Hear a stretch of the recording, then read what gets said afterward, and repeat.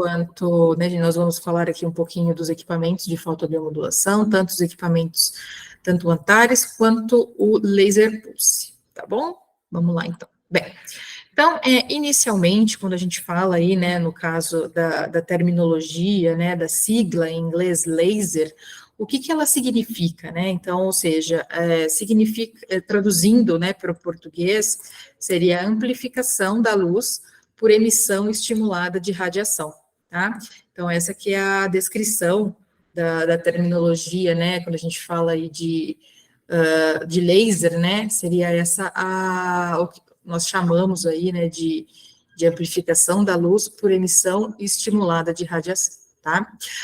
E como é que ela funciona, a emissão desse laser, né? Por que que essa luz, ela é tão especial? Porque aqui dentro a gente tem dos equipamentos, né, dos aplicadores, enfim, nós temos uma caixa de ressonância, tá? Então, ou seja, dentro dessa cavidade de ressonância, nós temos um meio ativo, tá? Então, ou seja, esse meio ativo, ele pode ser um gás, um cristal, enfim. E quando esse meio ativo, ele está dentro desse ressonador, né, dessa cavidade ressonante, por meio de refletores, né, espelhos acoplados dentro dessa caixa de ressonância, tá? Então, o que que vai acontecer? Esse meio ativo, ele é muito especial, ele possui algumas características muito diferentes, né, por isso que não são cristais especiais, podem ser um meio gasoso, enfim. E o que que vai acontecer, né, nesse meio ativo, ele vai receber energia, né, elétrica, né, esse composto aqui dentro, e os átomos, né, o qual as moléculas, né, enfim, nós sabemos aí que a matéria é formada aí por átomos, e esses átomos, eles são compostos aí, daqui na sua, isso é um desenho, né, uma representação do modelo atômico de Bohr, né, que a gente já viu em algum momento aí no nosso ensino médio, em algum momento aí da nossa graduação também, o modelo atômico de Bohr. Então, ou seja, aqui no núcleo, né, nós temos prótons e nêutrons, ou seja, nós temos aqui uma carga positiva no núcleo, e ao redor nós temos os elétrons, né, que seriam a carga negativa desse átomo. Muito bem, então, quando a gente tem a excitação, né, desse átomo, né, aqui, né, composto, né, desse meio ativo, esses elétrons, eles vão ganhando cada vez mais energia, e com isso, eles vão pulando para camadas de maior valência, tá? Então, ou seja, os elétrons, eles vão pulando para camadas mais energéticas. Porém, esses elétrons, eles tendem a voltar, né, para suas camadas de origem. E quando eles voltam, né, esses elétrons, eles retornam aí para o núcleo, eles emitem, liberam energia. E essa energia, ela é liberada em forma de fótons, tá? Então, tudo isso acontece dentro dessa cavidade de ressonância aqui, né, que está lá dentro do equipamento. Então, o que que vai acontecer, né? Esses fótons, esse elétron, quando ele retorna para a camada de valência menos energética, ele vai liberar essa energia, vai liberar esses fótons. Mas o que que vai acontecer, né? Então, ou seja, aqui, quando a gente tem um outro fóton que está incidindo, né, ou seja, ele está entrando em contato com o elétron que está retornando, né, da sua camada de valência mais energética, esse elétron, ele emite outros dois fótons totalmente idênticos, tá? Então, ou seja, é por isso que a gente chama de amplificação, né, da luz por emissão estimulada de radiação. Então, ou seja, é um fóton que está estimulando a liberação de outros dois fótons totalmente idênticos, tá? Então, é por isso que a luz de laser, ela é tão especial, né? Então, ou seja, ela é especial porque esses fótons, eles vão oscilar, né? Todos numa mesma frequência, numa mesma direção, e isso faz com que a luz, né, do laser, ela tenha algumas particularidades, né? Ela seja muito especial. Tá? Então, é por isso que esse elétron, né, quando ele é excitado, ele recebe essa incidência desse fóton, ele libera outro idêntico ao que foi incidido, e por isso que a gente chama, né, de emissão estimulada, tá? Bem, então, em relação a essa questão, né, dos fótons, né, essa radiação eletromagnética dentro do espectro visível, a gente tem aí uma parte, né, dessa radiação eletromagnética que a gente chama de luz, né, que ela é percebida pelo olho humano, tá? Então, existem aí dentro desse espectro, desse intervalo, alguns comprimentos de onda, né, que nós podemos chamar assim. Então, o que é o comprimento de onda? Ele é dado em nanômetros, nanômetros, né, que é a distância entre uma crista e a outra da onda, tá? Então, eu havia comentado, né, que esses fótons, eles são liberados, né, então a gente tem aqui, né, o átomo, o qual a matéria é composta, e aí esse átomo, né, desse elétron que retorna, ele libera essa energia, né, ele recebe essa energia dentro daquele ressonador, e depois quando ele volta para a camada de valência menos energética, ele vai liberar essa energia. E aí esse fóton, essa energia que ela é liberada, ela é uma energia oscilante, né, ela oscila. E o que acontece? Dessa distância entre uma crista e a outra dessa onda, né, dessa energia oscilante, nós temos o que nós chamamos de comprimento de onda. Então, o comprimento de onda, ele define, né, a cor da luz, né? Então, ou seja, ela é dada, a gente consegue distinguir aí, né, determinar diferentes cores, né, diferentes comprimentos de onda, e cada comprimento de onda teria uma cor aí específica, tá? Então, por exemplo, o comprimento de onda lá na faixa dos 660, 610, 700, a gente tem lá a cor vermelha, né? Já dentro do espectro, né, azul, por exemplo, dentro dos 450, 400 e poucos nanômetros, a gente tem já a cor azul, tá? Então, esse comprimento de onda, ele determina a cor da minha luz, né? Qual é a cor que está sendo emitida, né? Então, por exemplo, comprimentos de onda lá no 1064, né?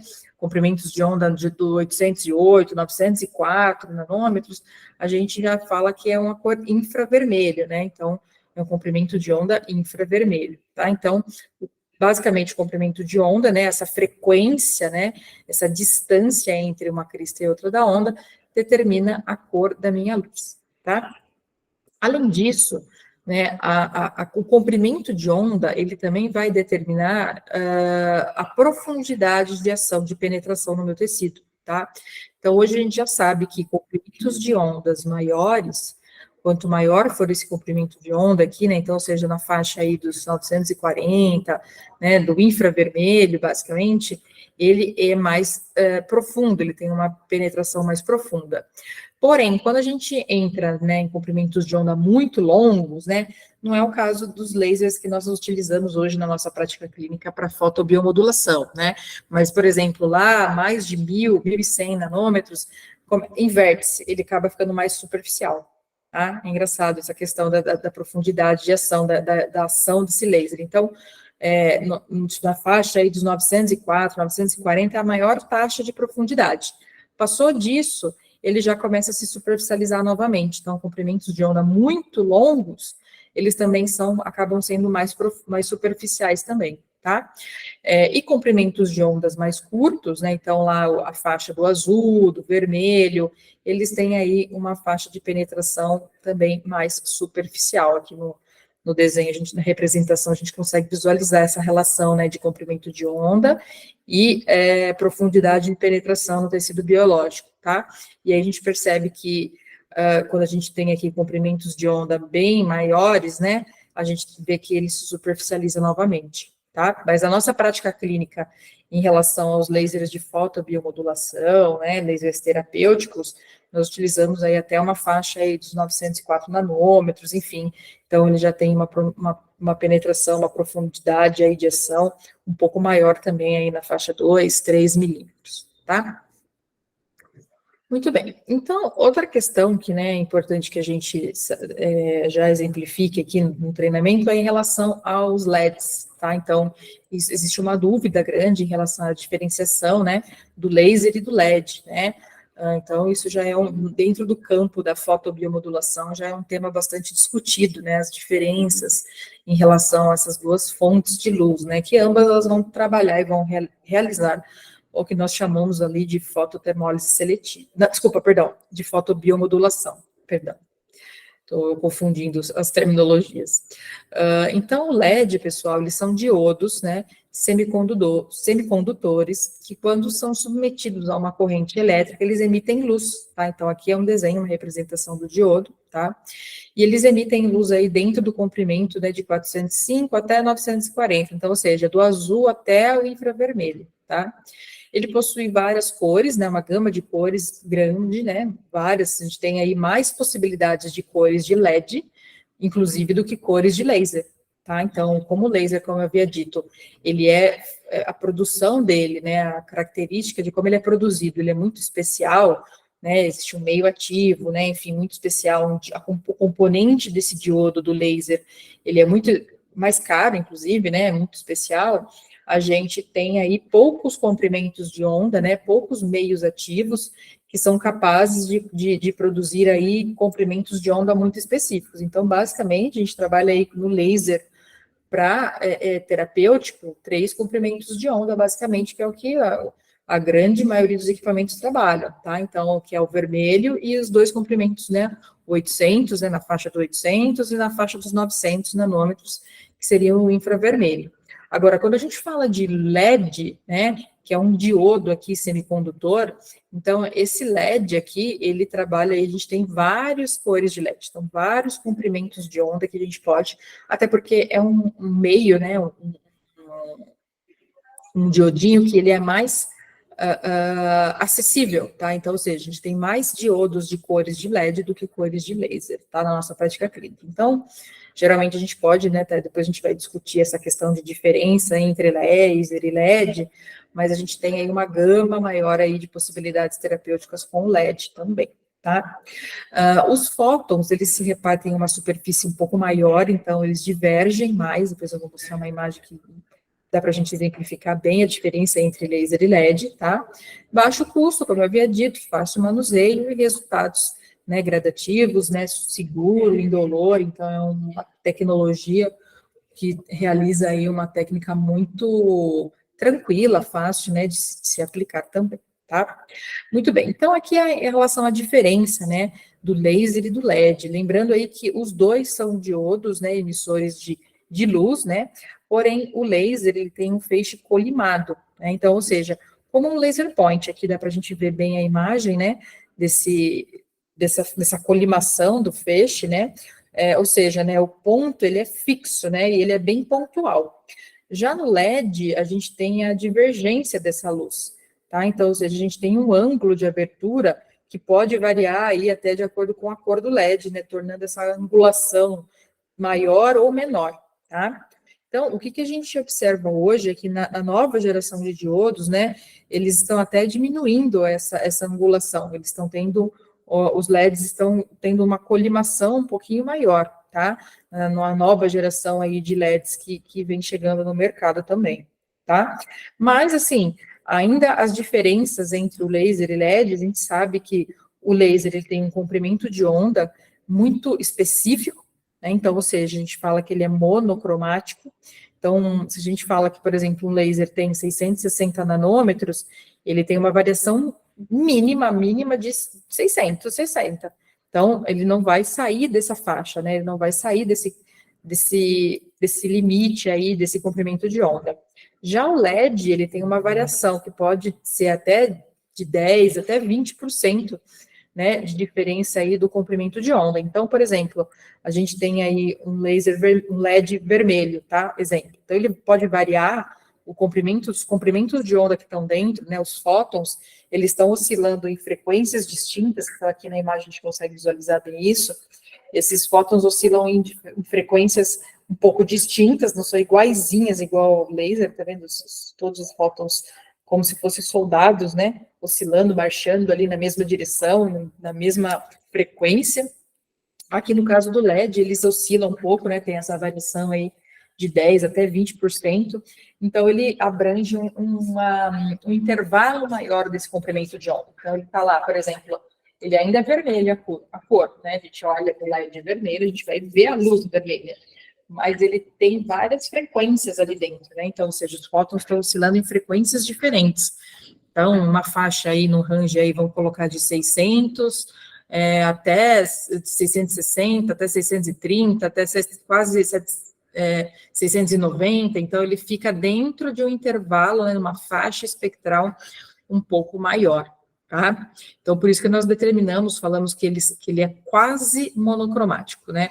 Ele não chega a ser monocromático pelo fato de ele não ter um comprimento específico, mas ele é quase monocromático porque ele ainda fica entre, né, o intervalo da mesma cor, né? Então, vamos dizer assim, ele não é uma cor branca igual à luz pulsada, que a gente tem um espectro aí inteiro, né? Então, desde os 420 até os 1.200 nanômetros, que é a junção de todas as cores, né? Por isso que a gente tem aquele flash branco de luz, né? Que é a junção de todas essas cores. No caso do LED, não. A gente tem aí uma faixa, né, que determina aí as cores, né, a cor dele, né, então ele ainda tem uma cor única, tá? O fato dele ser não coerente, então a gente consegue ver, né, que ele realmente abrange uma área maior, né, tem uma faixa espectral maior, como eu havia dito, diferente do laser. Então a gente consegue ver que a característica dessas fontes de luz, elas são bem diferentes, né, em relação aí essas questões, né, então acho que são aí as três principais itens que a gente tem que entender, né? Que o laser, ele é colimado, né? O LED é divergente. O laser é monocromático, né? O LED é quase monocromático, né? Que diminui aí o ângulo, né? De divergência também. E a coerência, né? Então, ou seja, esse ângulo de luz, a gente percebe aí na imagem que as ondas, né? Estão bem organizadas aqui no laser e aqui a gente tem uma desorganização um pouco maior aí na questão do LED. Tá? Porém, aí a gente tem também a relação que, nos últimos estudos, né, essa relação entre coerência, então, coerência, colimação, se ela é um pré-requisito para o resultado terapêutico, né, então a gente hoje acredita-se que o que mais importa seria o comprimento de onda, né, e a dosimetria, né, que é a energia.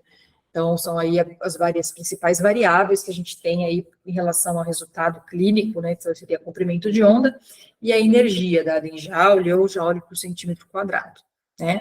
Então, assim, o tecido biológico, ele vai interpretar esses parâmetros, né? Então, ou seja, ele vai interpretar o comprimento de onda, porque é o cromóforo que vai absorver, né? Dependendo do cromóforo que vai ser absorvida essa energia, né? E o quanto de energia que está sendo depositado também, né? Se a gente está trabalhando uma energia terapêutica, a gente está trabalhando uma energia muito alta, né? Ou se a gente está, né, que poderia ser inibitória, ou se a gente está trabalhando dentro da janela terapêutica, né? Usando uma energia aí que vai gerar os nossos efeitos terapêuticos, tá? Então é importante que a gente entender, saber aí essas diferenças, né, essas características da luz, para entender muito bem aí em relação ao que cada um deles pode, né, nos trazer aí de resultado clínico, né, tanto o laser quanto o LED. Mas, basicamente, essas são as principais diferenças que a gente tem em relação a essas duas fontes de luz, tá?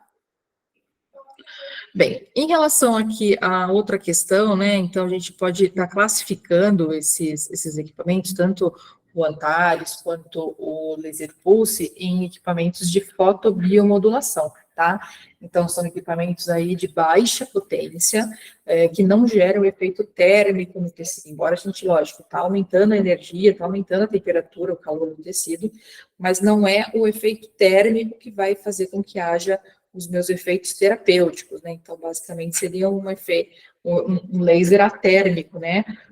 Onde eu não quero que aumente muito a temperatura do meu tecido, eu não tenho essa indicação clínica, né, através desse mecanismo que eu tenho ali os meus efeitos fisiológicos, tá?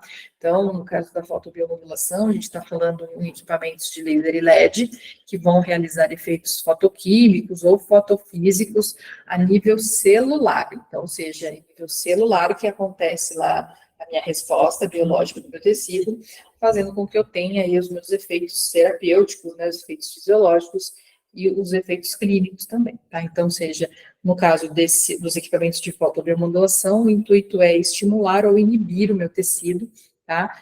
Dependendo do meu objetivo clínico, meu objetivo terapêutico. Já no caso de equipamentos de alta potência, que é o caso do laser, ablativo mesmo, ou laser para epilação, ou no caso da luz pulsada, que é um outro tipo de mecanismo, né, que emite outra tecnologia emissora de luz, né, eles são equipamentos que vão trabalhar com uma alta potência, né, uma dose muito elevada, uma alta potência, e aí sim eu quero gerar um efeito térmico, que nós chamamos aí de fototermólise seletiva, né, que é um outro mecanismo de ação completamente diferente, que aí a ideia é realmente transformar essa energia luminosa em calor, no meu tecido para que haja aí uma fotolesão seletiva, obviamente controlada, né, somente da estrutura, algo que eu quero trabalhar. Então, é legal a gente poder exemplificar, ter essas diferenças, né, porque é uma dúvida, às vezes as pessoas, por que meu LED, meu laser não realiza fotobiomodulação, né, fototermólise, por que eu não posso usar ele para remoção de pelos, o que muda de uma tecnologia para outra, né, na verdade, aí o mecanismo de ação basicamente vai mudar, a potência, né, que é entregada essa energia, né, como essa energia ela é absorvida, então eu tenho aí uma fluência muito alta, eu tenho uma energia, uma potência óptica também muito mais alta, quando a gente fala de equipamentos de alta potência, né, que vão fazer esse efeito, gerar esse efeito térmico no tecido, tá? Então, a aula hoje é mais voltada aqui no período da tarde, voltada para fotobiomodulação, né, que é essa modalidade aí de fototerapia que a gente tem, tá? Bem, então, o que é a fotobiomodulação, né? Então, ou seja, é uma terapia que utiliza fontes de luz não ionizantes, é importante salientar, porque, como eu havia dito inicialmente, a luz, ela está dentro do intervalo lá do espectro eletromagnético, né? Que compreende várias faixas, né, de radiações eletromagnéticas, micro-ondas, radiofrequências, ondas curtas, enfim, até, no caso, raio gama, raio-x, raio gama, a radiação ultravioleta, então, ou seja, a luz, ela está composta aí, ela está dentro desse intervalo, desse espectro eletromagnético, mas ela é uma radiação considerada como não ionizante, ou seja, não produz, não promove nenhuma alteração a nível celular, né, deletéria, vamos dizer assim, ou alteração na sua multiplicação celular, que possa aí provocar qualquer distúrbio celular, de multiplicação celular equivocada, né? Como por exemplo, o raio-x, que a gente sabe que tem que ter toda uma proteção, né? Que existe aí pode, né, assim, em demasia, né, em uma grande quantidade, provocar aí dano celular, enfim, né? Então, a gente não tem essa questão dentro da fotobiomodulação, dentro daquele intervalo, né, compreendido como luz visível que a gente pode estar utilizando dentro da terapia, tá? Então, isso é muito importante também. Então, tanto laser como LED, nesse espectro visível e ao infravermelho, né, gera um processo atérmico que envolve cromóforos. Então, ou seja, esses cromóforos são biomoléculas do nosso tecido biológico, que ao serem excitadas através da luz, geram aí os nossos efeitos fisiológicos, tá? Então, nós temos aí vários cromóforos endógenos que são absorvidos, que recebem essa energia luminosa, e a partir daí geram aí todos os efeitos fisiológicos do meu tecido. A gente vai falar um pouquinho mais para frente, principalmente nos comprimentos de onda, né? Então, cada comprimento de onda, ele tem um cromóforo mais específico, ao qual ele é absorvido, mais ou menos absorvido. Então, a gente vai falar dos principais aí, comprimentos de onda dentro da nossa prática clínica, principalmente no laser, né, o vermelho, e no comprimento infravermelho também, tá? Bem, então, ou seja, quando esses cromóforos absorvem essa energia, estimulam aí efeitos fotoquímicos, fotofísicos, resultando nos nossos efeitos terapêuticos. Então, é isso que é a fotobiomodulação. Ela trabalha em nível celular, né? Esses cromóforos, eles vão absorver essa energia luminosa e, a partir daí, vão resultar todos os efeitos, né, fisiológicos a nível celular. Bem, e aí, então, a gente entra nessa questão da comparação, né, dessa discussão, né, desse dilema aí dentro da fotobiomodulação atualmente, que é a questão, né, dos lasers versus LEDs, né, então, ou seja, isso aqui é uma revisão sobre as propriedades físicas entre LED e laser, né, o intuito foi comparar mesmo essas propriedades físicas entre essas duas fontes emissores de luz, e o que foi visto, né, que quando eles são utilizados em doses similares, né, então, tanto o laser quanto o LED com doses similares, os efeitos fisiológicos também são muito similares, tá? Então, ou seja, considerando aí as vantagens do LED, né, irradiando uma região maior, por conta, né, dessa divergência, ele tem um ângulo de ação um pouco maior, um baixo custo e uma faixa espectral maior também, tá? Então, ele tem algumas questões aí algumas vantagens, né, em relação ao LED. Então, em relação à evidência total, né, atual aí, né, em relação ao estudo, me parece aí apoiar a ideia de que a fotobiomodulação, de uma forma geral, não depende de lasers ou coerência, né, mas dispositivos, por exemplo, de LED, quase monocromáticos, também aí possuem como um resultado interessante, né, produzem efeitos fisiológicos muito similares, tá? Então, ou seja, né, essa comparação entre laser e LED dá suporte à ideia de que a qualidade dessas comparações também tem uma questão aí, dificulta, né, a organização desses parâmetros, porque a gente tem que, realmente, um limitador aí para essa comparação entre laser e LED é justamente deixar idêntico, né, ou seja, fazer com que esse feixe de LED seja idêntico ao feixe de laser, para que a gente consiga comparar. Então, hoje a gente já não consegue fazer isso. Então, existe uma limitação no estudo que se baseia aí, né, nessa questão de conseguir comparar, né, tanto os efeitos fisiológicos do laser quanto do LED, tá? Aqui esse QR Code, se vocês quiserem escanear, não sei por onde vocês estão assistindo esse treinamento, mas do celular, né, da câmera do seu celular, se você quiser escanear, ele te manda direto para o artigo, tá? Quem tiver curiosidade, quiser assistir, quiser ler, né, também consegue aí através desse QR Code, tá? Então, aqui, né, em relação a conclusão, né, enfim, uma das conclusões que o estudo fala é que a qualidade dessas comparações é baixa, né, na maior parte do tempo, devido à dificuldade de organizar os parâmetros. Então, para que o feixe de LED seja idêntico a um feixe de laser, como eu havia dito. Então, ou seja, é muito difícil a gente conseguir realmente comparar, porque são fontes de luzes que possuem propriedades diferentes, e muitas vezes aí, às vezes, essa comparação a gente não consegue ter exatidão, por isso que fica muito difícil a gente comparar aí na prática, né, no estudo, realmente a diferença entre um e o outro, tá? Então, aqui ele até coloca trazem, né, esse estudo ele traz alguns artigos, né, uma revisão, né, bibliográfica, com alguns artigos, depois a gente vai até focar em alguns deles, justamente que fazem esse tipo de comparação, né, alguns artigos que usam aí o laser, o LED, para diferentes indicações clínicas, né, realizando aí esse tipo de comparação, tá? Então, ou seja, que a evidência total atual parece apoiar a ideia de que a fotobiomodulação não é dependente de laser, né, ou coerência, mas de dispositivos de LED quase monocromáticos e até mesmo fontes de luzes de comprimento amplo também podem produzir efeitos fisiológicos. Então, aí ele fala que realmente que talvez vale mais, talvez a coerência, né, não seja um fator determinante para o resultado clínico, mas a questão aí do comprimento de onda também seja um fator mais agravante, né, que realmente possa ter aí mudanças. Então, o que a gente percebe, pessoal, até na nossa prática clínica, né, só para a gente poder exemplificar aí também,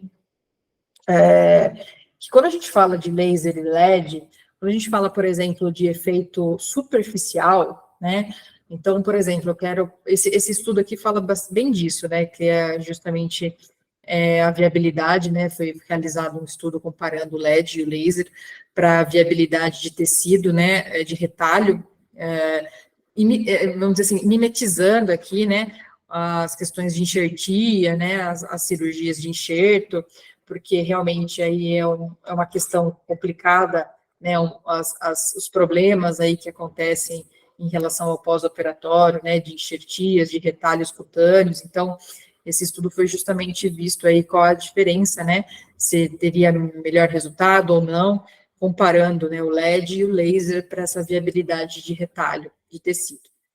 Então, né, só voltando aqui na questão de diferença, né, de laser e LED. Quando a gente tem uma ação superficial, é possível a gente poder visualizar que tanto o laser quanto o LED possuem resultados muito próximos.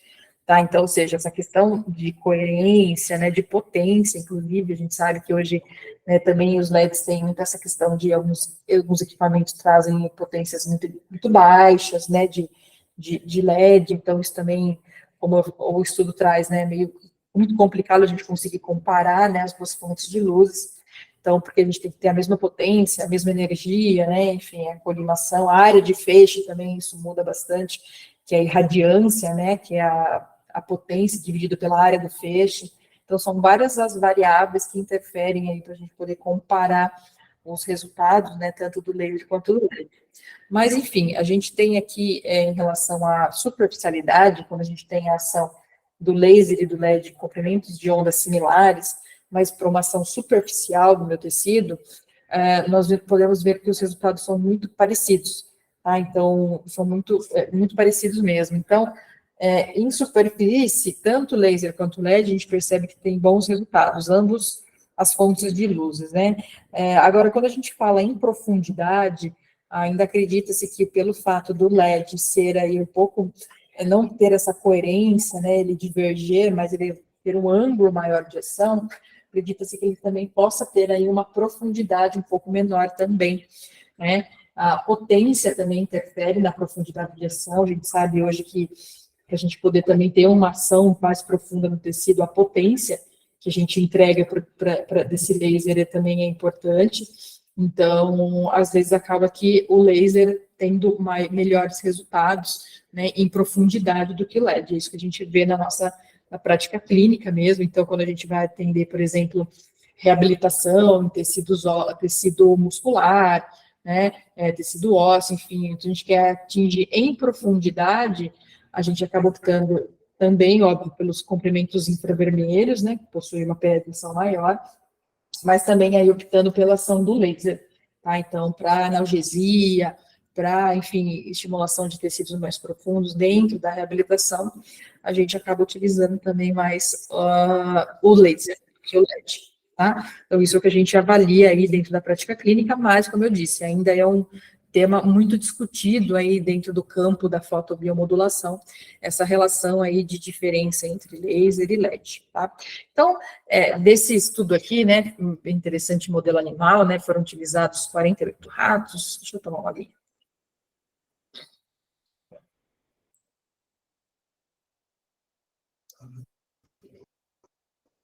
Foram feitos, né, retalhos, foi elevado, né, o dorso de cada animal, né, e foi colocada uma barreira plástica interposta entre o retalho e o leito, né, do doador ali, né, no caso dos ratinhos. E aí, após esse procedimento, os retalhos eles foram suturados, né, e aí foi utilizado laser e LED na mesma dose. Então, a gente tem aqui, né, a questão dos grupos, né, então o grupo 1 foi realizado em um grupo controle, né, não foi feito nada. No grupo 2, dos ratinhos, né, foram divididos em 4 grupos. No grupo 2, foi feito o laser, né, 660 nanômetros, com 60 miliwatts de potência, com uma energia baixa, então aqui uma energia de 0,14 joules. O grupo 3 foi LED, né, um comprimento de onda similar, mas veja, não é o mesmo, né, então também essa questão de comparação, no próprio artigo fala, nessa questão de comprimentos, né, não são exatamente iguais, as potências também não são diferentes, então aqui levemente 150 miliwatts, 2,49 joules, e o grupo 4 aqui, que também foi feito laser, 660, 60 miliwatts, e foi utilizada a mesma dose, veja, que o grupo 3 e o grupo 4 foram feitas a mesma dosimetria, tá? Então, o laser e o LED, que foram aplicados na mesma dose, tiveram resultados muito similares para a cicatrização. E o laser utilizado numa subdose, né, numa dose inferior, foi menos eficaz ainda que o LED, veja. Então, ou seja, não é questão de ser laser ou LED. Se a gente trabalha LED e laser em doses similares, né, que é a energia, que o artigo então fala, né, que o que é importante é a quantidade, não é nem a questão da coerência, né, da colimação, é a questão do comprimento de onda que você está entregando e da energia. Então, veja bem, que quando a gente coloca mesmo laser com uma energia baixa, ele não tem resultado bom, né, se a gente comparar com o LED foi melhor ainda que o laser, porque trabalhou na dose terapêutica, né, ideal, tá? Então, essa questão de dose também é o que é mandatório aí, né, para os resultados. Então, o laser em uma dose mais baixa não teve bons resultados, isso reforça aquela questão que o próprio artigo diz, né, de dose dependente aí para os efeitos terapêuticos, tá? E ainda assim, no artigo ainda cita que o LED, ele foi ainda um pouco melhor devido à liberação, à estimulação de células, né, de mastócitos, que são as nossas células de defesa, né, no sítio de lesão, tá? Então, é interessante esse estudo, né, ele fale depois para quem tiver a curiosidade de dar uma lida também e conhecer, está aqui o QR Code que leva direto para o resultado clínico, tá? Bem, então aqui, né, na conclusão desse estudo, né, foi visto que as terapias com laser de baixa potência e LED com as mesmas energias foram eficazes em aumentar a viabilidade desse tecido, desse retalho, né, cutâneo, e o LED acabou ficando um pouquinho melhor, né, foi um pouquinho mais eficaz por aumentar o número de mastócitos, né, e vasos sanguíneos nessa linha de transição entre retalho, né, do retalho e da pele do rato, tá? Então, aqui é um modelo, desenho como foi feito, né, onde foi realizada a aplicação, né? Então, aqui a amostra da pele, né, o ponto A aqui é a aplicação local, e o B aqui é a linha de transição, né, que é o tecido, né, viável, né, e o tecido já não viável. Então, foi visto, né, que interessante que o LED ainda na mesma dose que o laser teve resultados aí até um pouco melhores. Então, reforça que a gente está falando de relação de dose dependente. Para a gente aí finalizar esse tópico, né, do nosso treinamento, que é essa questão de comparação entre laser e LED, tá? Então, na prática clínica, essa questão de profundidade, como eu havia dito, né, e em superfície, aí, comprimentos de ondas similares e doses, energias similares, produzem efeitos similares também no tecido, tá? Então, não é somente o fato de ser laser ou LED, né, a dose, né, é muito importante e dependendo do tecido que você quer trabalhar também, isso muda bastante também, tá? Muito bem, então, em relação aqui, né, à fotobiomodulação, os cromóforos, né, que eu havia comentado, né, então, ou seja, que é esse grupo de moléculas, ou qualquer aí, substância que é capaz aí, né, de absorver essa luz. Então, a gente tem aí alguns comprimentos de onda do tecido biológico, né, a melanina, a bilirrubina, a protoporfirina, a oxihemoglobina, e a gente tem também aí o citocromo C oxidase, que é um dos principais cromóforos que a gente fala aí, tanto do espectro vermelho quanto do infravermelho, tá? Eu acho que tem algum microfone ligado, tá? Que tá ressoando aqui no meu, se você puder desligar, por gentileza, que fica dando eco aqui para mim, tá bom? Obrigada. Então, a gente tem aí principalmente o citocromo C oxidase, que é um dos principais cromóforos, né? Ele está lá dentro da mitocôndria, né, celular, que também são os principais cromóforos dentro do espectro vermelho e infravermelho. Então, basicamente aqui, né, quando a gente fala, né, do citocromo C oxidase, lá dentro da mitocôndria, que é aquela organela, né, lá responsável pela produção de energia, né, da respiração celular, que está envolvida no que a gente conhece, já vou falar do ciclo de Krebs, né, que é a cadeia respiratória. Então, o que acontece, né, numa célula doente, o citocromo C oxidase, ele está ocupado, né, na maioria das vezes ele está ligado a uma molécula de óxido nítrico. E por essa razão, essa molécula ela não consegue concluir a cadeia respiratória, ou seja, ela não consegue produzir ATP, ela não consegue produzir a energia, né, para que ela possa sobreviver, né, para que ela possa fazer com que a célula funcione corretamente. Então, a célula com menos energia, menos ATP, ela começa a adoecer ainda mais, né, então, ou seja, ela tem o funcionamento dela alterado.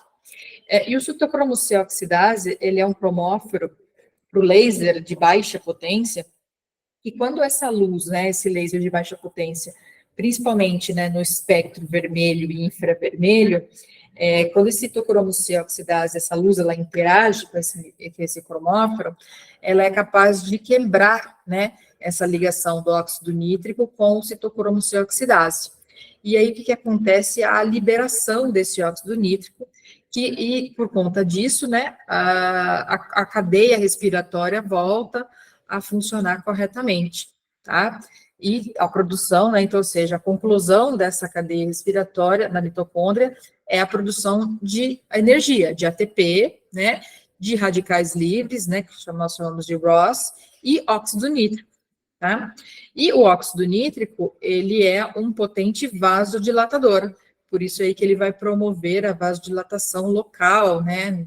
No caso quando a gente tem ali a liberação desse óxido nítrico no tecido biológico, a gente também tem aí vários processos, né, que são envolvidos, né? Então, ou seja, modulam vários fatores de transcrição nesses processos biológicos, como a lipólise, reparo tecidual, modulação da inflamação, tá?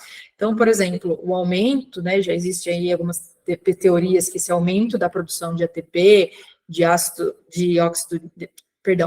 radicais livres, de óxido nítrico, eles vão modular aí esses processos, né, de transcrição e também vão fazer com que haja aí várias, né, alterações em nível celular também, tá?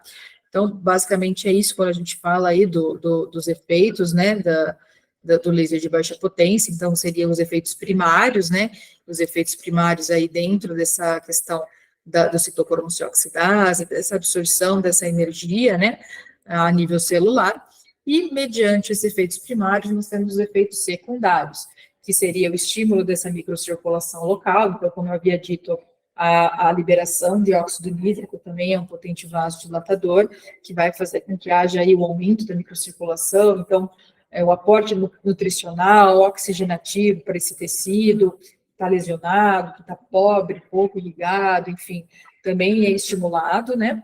E o estímulo do trofismo local, ou seja, as mitoses celulares vão ocorrer normalmente, porque essa energia, ela está restabelecida, né? A gente tem aí a produção de ATP, de energia para essa célula. Então, as mitoses celulares, o processo de reparação desse tecido, ele volta a ocorrer normalmente. Por isso que a gente tem aí o processo de reparação tecidual. Veja, a gente está falando tudo em questão a nível celular, né?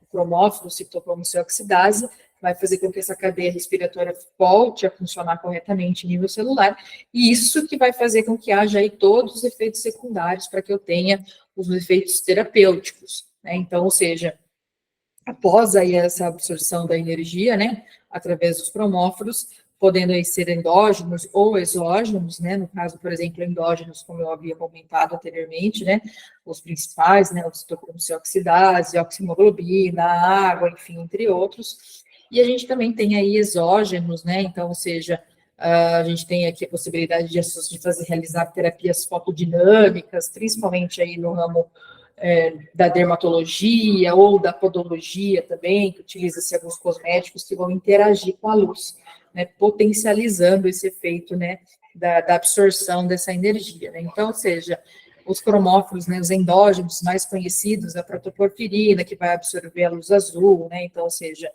a oximoglobina, a melanina, a citocromoxioxidase e por aí vai, né?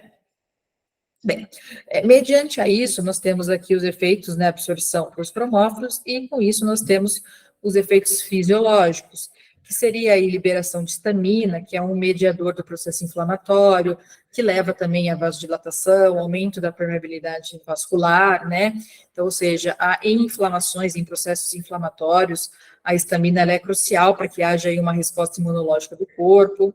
Então, ou seja, quando acontece um dano físico, uma infecção, uma reação alérgica, esses mastócitos, né, dos tecidos lesionados, que são essas células de defesa, eles vão liberar a histamina, né? Então, ou seja, dessa forma, os vasos sanguíneos dessa região de tratamento, eles vão se dilatar e aumentar a sua permeabilidade, né? Isso faz com que os líquidos, né, celulares do sistema imunológico, os glóbulos brancos, né, e todas as proteínas do plasma sanguíneo, né, vazem do local onde ocorreu a lesão, e a partir desse momento eles começam a combater a infecção, a nutrição e a curar, né, enfim, a combater aí os tecidos que foram lesionados. Por isso que é tão importante aí essa questão da liberação da histamina, né, mediante a absorção dessa energia.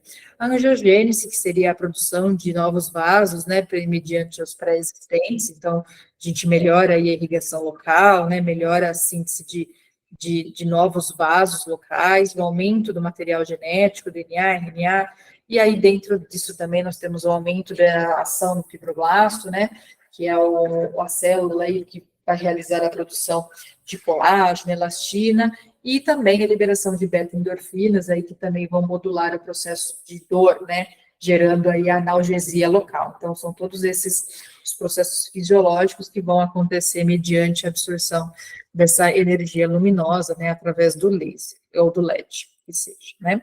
Que vão gerar, obviamente, os efeitos terapêuticos. Então, ou seja, por isso que quando a gente fala do laser é tão abrangente, né? Porque a fotobiomodulação, ela vai atuar tanto através, né, gerando aí um nível analgésico, o reparo tecidual, decorrente das mitoses celulares, reparação, produção de colágeno, né?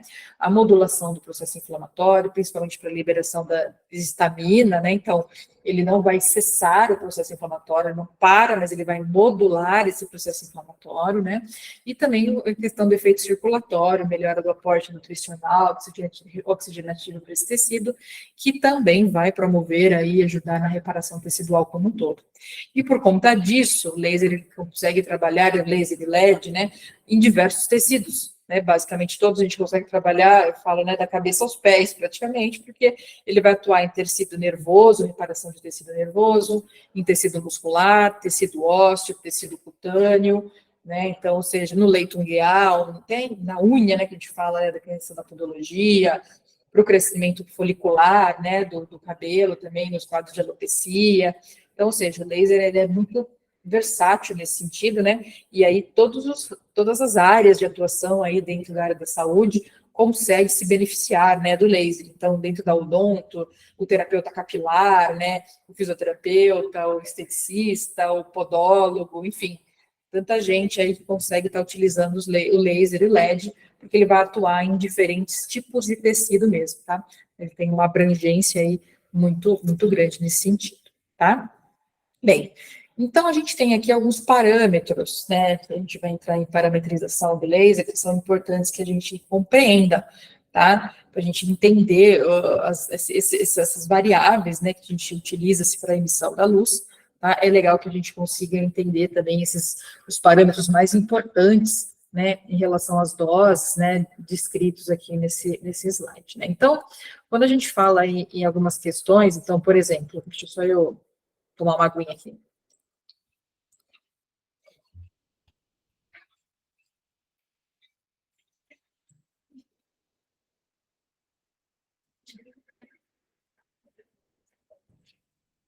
Então, por exemplo, né, entre eles aqui a gente tem, que a gente, né, falei tanto o comprimento de onda, que é justamente lá determinar a cor da luz que eu vou trabalhar, qual a profundidade de ação que eu quero atingir, que tipo de tecido que eu quero estimular, qual é o cromóforo que eu quero trabalhar. Então, por exemplo, se a gente fala de um laser, né, como eu falei, no infravermelho, no vermelho, a gente vai atuar principalmente lá no citocromo-C oxidase, que é o principal, né, a principal cromóforo que vai absorver esse comprimento de onda.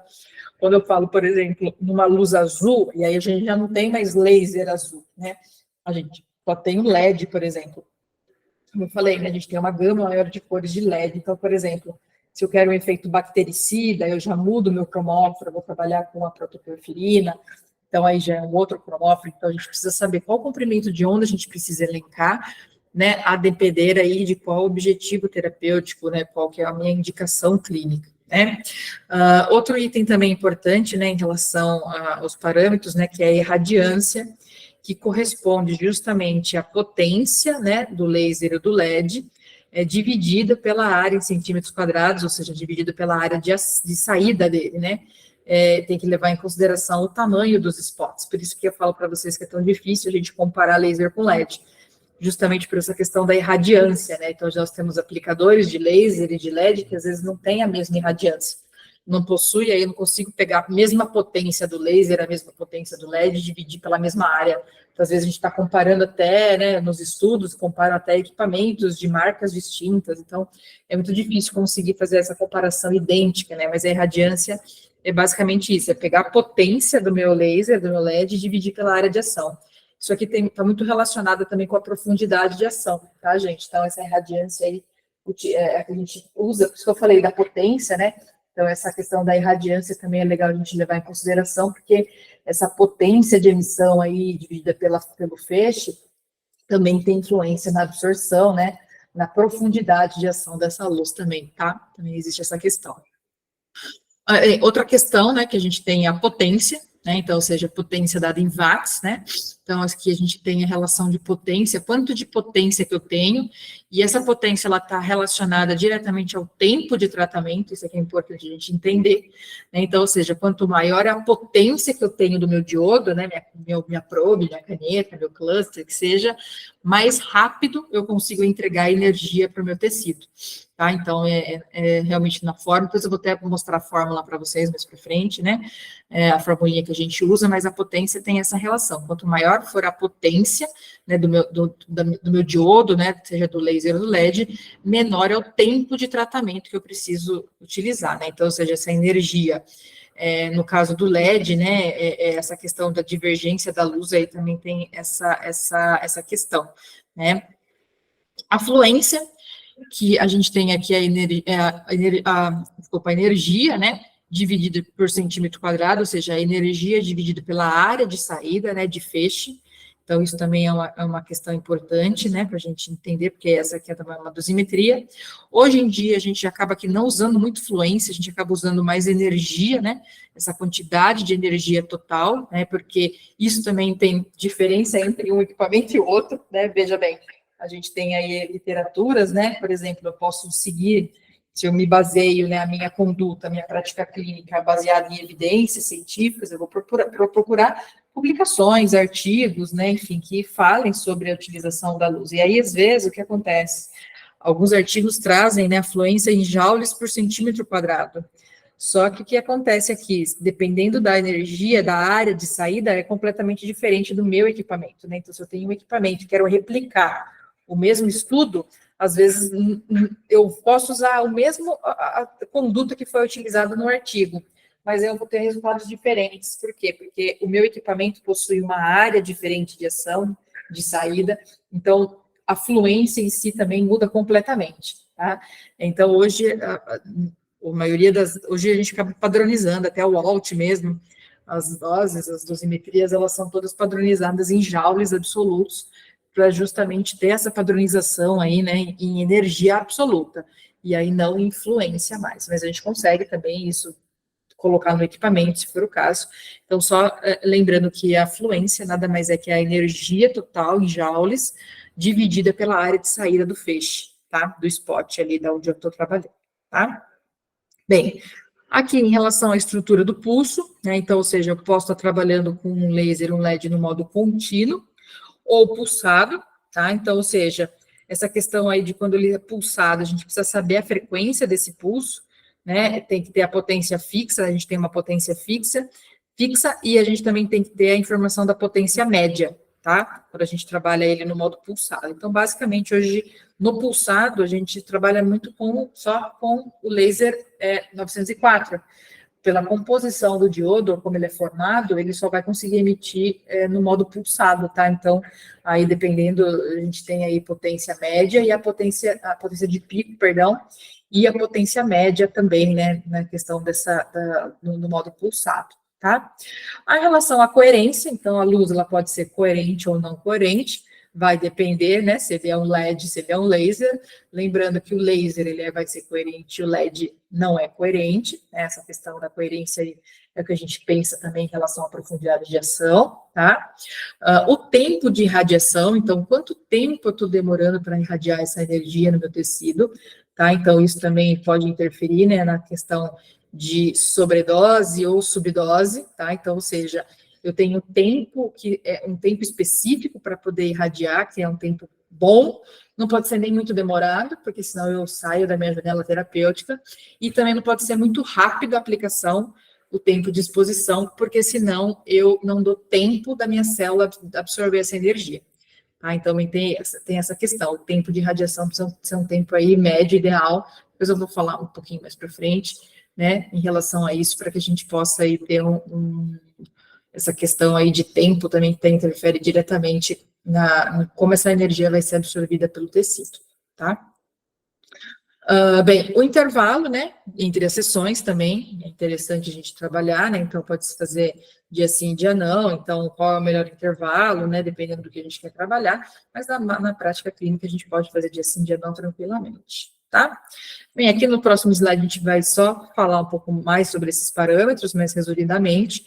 Então, energia, né, que eu falei da fórmula, que eu falei para vocês, né, então, o que é energia é igual a potência, que eu havia dito, que é a quantidade de energia elétrica, tá, que foi aí transformada, né, em outro tipo de energia. Então, energia é igual Joule, potência vezes o tempo. Então, essa fórmula aqui, ó, essa formulinha aqui, ó, é a fórmula padrãozinho aí para a gente poder entender o laser. Por isso que, dependendo da potência que eu tenho, né, como eu havia dito, quanto maior a minha potência, menos tempo eu preciso para irradiar energia. Tá? Então, uma variável tem relação com a outra. Tá? Então, às vezes a gente quer colocar, eu quero colocar X joules em X tempo.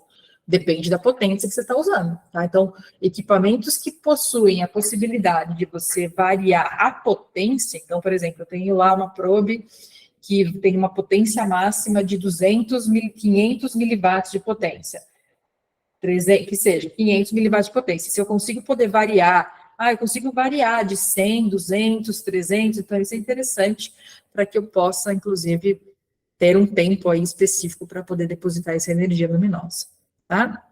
O comprimento de onda a gente já havia comentado, a coerência, né, a fluência, a irradiância, a estrutura, o intervalo, dependendo do objetivo terapêutico. E aí a gente entra na questão, né, da lei de Arden-Schultz, que é a questão da janela terapêutica. Né? Então, ou seja, para que a gente tenha aí uma fotoestimulação efetiva, a gente precisa trabalhar dentro de uma janela terapêutica. Então, para a gente poder fazer uma analogia, basicamente, com uma medicação, né? Então, a janela terapêutica é mais ou menos como o remédio funciona, né? Já essa lei aqui, ela é muito utilizada dentro da farmacologia, inclusive, né? Para saber aí como é que a gente pode trabalhar para um medicamento, né? Ou seja, para ele fazer efeito, né? Eu preciso de uma dose correta, né? Dentro da minha massa corporal, além do tempo, né? De cada uma dessas doses. Então, ou seja, com a fotobiomodulação, ela não é diferente. Então, basicamente, a gente precisa considerar, né, a área de emissão, né, dessa luz, a dose em joules e o tempo que eu devo entregar essa dose.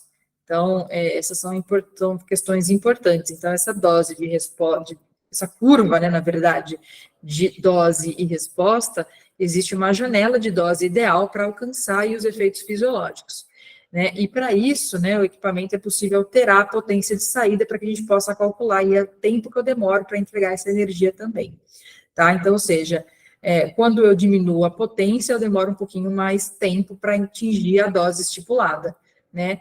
O que não posso acontecer, né, o que não pode ocorrer, é que se aplique uma dose muito alta, tá? Porque aí, se eu trabalhar com uma dose muito alta, eu já tenho inibição, tá vendo? Ó, aqui a dose dada em joules, então eu já tenho, eu passo de uma resposta de ação, né, para uma resposta de inibição, né, de estimulação, perdão. Eu passo de uma resposta de estimulação para uma resposta de inibição. Então, por isso que é necessário ter um equilíbrio em relação ao quanto de dose, né, e a estimulação da região. Então, inclusive, alguns, cientistas, enfim, né, pesquisadores reportam que baixas doses, né, eles regulam, né, ou aceleram o transporte de elétrons dentro dessa cadeia respiratória mitocondrial.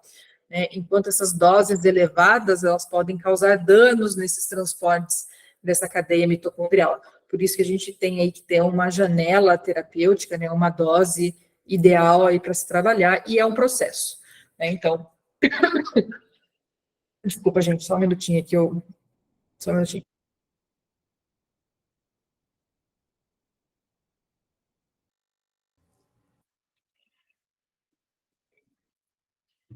Por isso, pessoal, que é um processo, né? A questão de dose, a dosimetria do laser, ele é um processo. A gente tem aí algumas diretrizes, então, principalmente pela WALT, que traz aí algumas energias, né? Algumas sugestões de energias, mas que isso também vai sendo variado de acordo com a evolução clínica do paciente, né? Enfim, então, aqui eu trouxe uma questão, a fórmula, né, para vocês terem aqui, né, que a energia é igual à potência vezes tempo. Então, quando a gente coloca, por exemplo, uma energia, trouxe alguns exemplos aqui para vocês verem como muda essa questão de potência, para vocês entenderem. Então, quando a gente coloca aqui, por exemplo, a mesma energia em 6 joules, né, numa potência de, aqui no caso, a gente está falando de 100 miliwatts, e aí transformando aqui, está dando 0,1 watt, né, então a gente tem que transformar aí as unidades de medida, na verdade, né, então 100 miliwatts, na verdade, são 0,1 watt, vezes o tempo, né, um tempo X aí. Então, se a gente coloca essa potência de 100 miliwatts, eu vou demorar um tempo médio de 60 segundos para entregar os 6 joules de energia, né? Bem, então, aqui no próximo exemplo, a gente tem aqui já uma potência, por exemplo, de 200 miliwatts, tá? Para entregar a mesma energia de 6, né? A mesma energia de 6 joules. Então, a gente tem aqui uma potência de 200 milissegundos, e aí, veja só que o tempo cai pela metade, né? Aqui eu já demoro 30 segundos apenas para entregar essa energia de 6 joules. Quando a gente trabalha com 500 miliwatts de potência, cai mais ainda, ó. Mesma energia, 500 miliwatts, eu vou demorar 12 segundos apenas para entregar essa energia, tá? E aí, quando a gente trabalha, né, no caso, uma potência aí menorzinha de todas, aqui a gente está falando de 30 apenas, 30 miliwatts de potência, olha quanto tempo eu demoro para entregar essa energia. 200 segundos, é muito tempo. Né? Então, ou seja, a gente está aqui trabalhando com uma potência muito baixa, de 30 miliwatts, né? Hoje a gente já nem trabalha mais com esse tipo de potência aqui. Então, uma faixa boa para se trabalhar, realmente, 200, 300 miliwatts de potência. Tá? É uma faixa boa aí de potência para se trabalhar com laser. Tá? Então, ou seja, quando não se tem, né? Na verdade, quando se tem um equipamento que não é possível, né? O ajuste, né, dessa potência, a única coisa que sobra é o ajuste do tempo, né? Então, ou seja, a gente não consegue, a gente tem poucos recursos na mão para poder fazer essa modulação, né? Então, ou seja, a gente teria que aumentar o tempo até chegar nesse processo de estimulação. Quando você tem esse ajuste da potência, é possível você modular esse ajuste e trabalhar com um tempo menor, né? Então, ou seja, durante a evolução do paciente, né, é possível ter aí mais armas para lutar, aí vamos dizer assim, né? Então, ou seja, mais recursos. Então, o caso, né, então, nesse caso, o paciente, se ele não está evoluindo bem, por exemplo, não é necessário só ajustar o tempo, né? Então, ou seja, ao invés disso, a gente pode ajustar a potência. Por isso que é importante a gente ter aí essa possibilidade de ajuste de potência, porque é mais um recurso que a gente tem na mão aí, né? É mais uma arma aí que a gente tem para utilizar.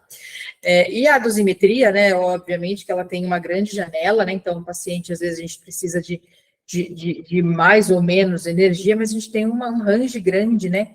De energia para poder usar. Então, essa modulação de potência vai me ajudar aí a ter um tempo médio para se trabalhar. Tá? Então, ou seja, não adianta a gente usar uma potência muito baixa, né, por um período muito longo. Tá vendo? Que nem aqui, por exemplo, a potência aí de 30 miliwatts e usar uma potência e um tempo muito longo, né? Então, ou seja, não vou ter resultado terapêutico. E o inverso também. Então, não adianta eu usar, por exemplo, uma energia, por exemplo, aqui, ó, não adianta também eu usar uma potência muito alta e num tempo muito curtinho, muito rápido, 12 segundos. Então, ou seja, não dá tempo, né, de alcançar a dose, né? Então, ou seja, a dose terapêutica muito provavelmente não está sendo alcançada, nem aqui e nem aqui, tá? Então, aqui eu estou ultrapassando, muito provavelmente, né? Estou usando aqui uma dose excessiva, né? Eu estou trabalhando com um tempo muito grande de absorção, e aqui eu estou trabalhando com um tempo muito curto, tá? Então, ou seja, um tempo-chave hoje que a gente pode falar em torno aí, vamos colocar, em torno de 30 segundos, tá? Então, aí, por isso que, embora aí de 100 a 300, como eu falei, miliwatts, é uma potência média interessante para se trabalhar, tá? Então, é assim que a gente consegue fazer essa questão de curva de dose e resposta, tá? Então, a gente tem que levar em consideração, né, o tempo, né, não posso entregar muito rápido, não posso demorar muito, né, dentro de uma dose terapêutica, tá? Então, isso que a gente chama de curva de dose e resposta. Existe essa janela de dose ideal aí para que eu consiga alcançar os efeitos terapêuticos, né? Então, é por isso que é legal a gente estar fazendo esse ajuste de potência, né? Então, a gente consegue aí fazer essas modulações, como eu havia dito para vocês, tá? Espero que tenha ficado claro essa relação de dose, mas isso é importante para a gente poder entender como é que a gente trabalha com dosimetria, tá? E aqui a gente tem algumas dosimetrias recomendadas, tá? Então, a WALT, né, que é a Associação Mundial de Terapia por Fotobiomodulação, que essa associação ela estimula as pesquisas, né, em fotobiomodulação, com o intuito mesmo de oferecer essa orientação, educação, né, enfim, sobre as evidências, né, as melhores práticas em fotobiomodulação.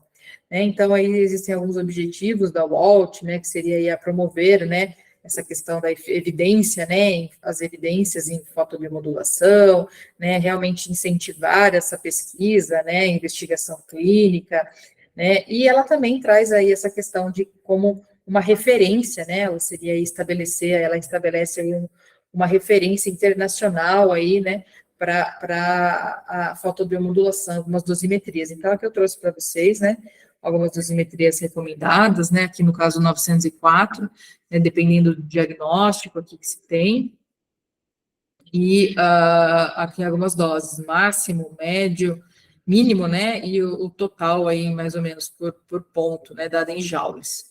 Tá? Depois esse material aqui é fácil, ó, tá aqui o QR Code, vocês conseguem escanear e conseguem fazer um download dessas planilhas aqui, né, tranquilamente, tá? Então, aqui no comprimento 860, né, algumas tem alguns diagnósticos, algumas questões de energia, tá?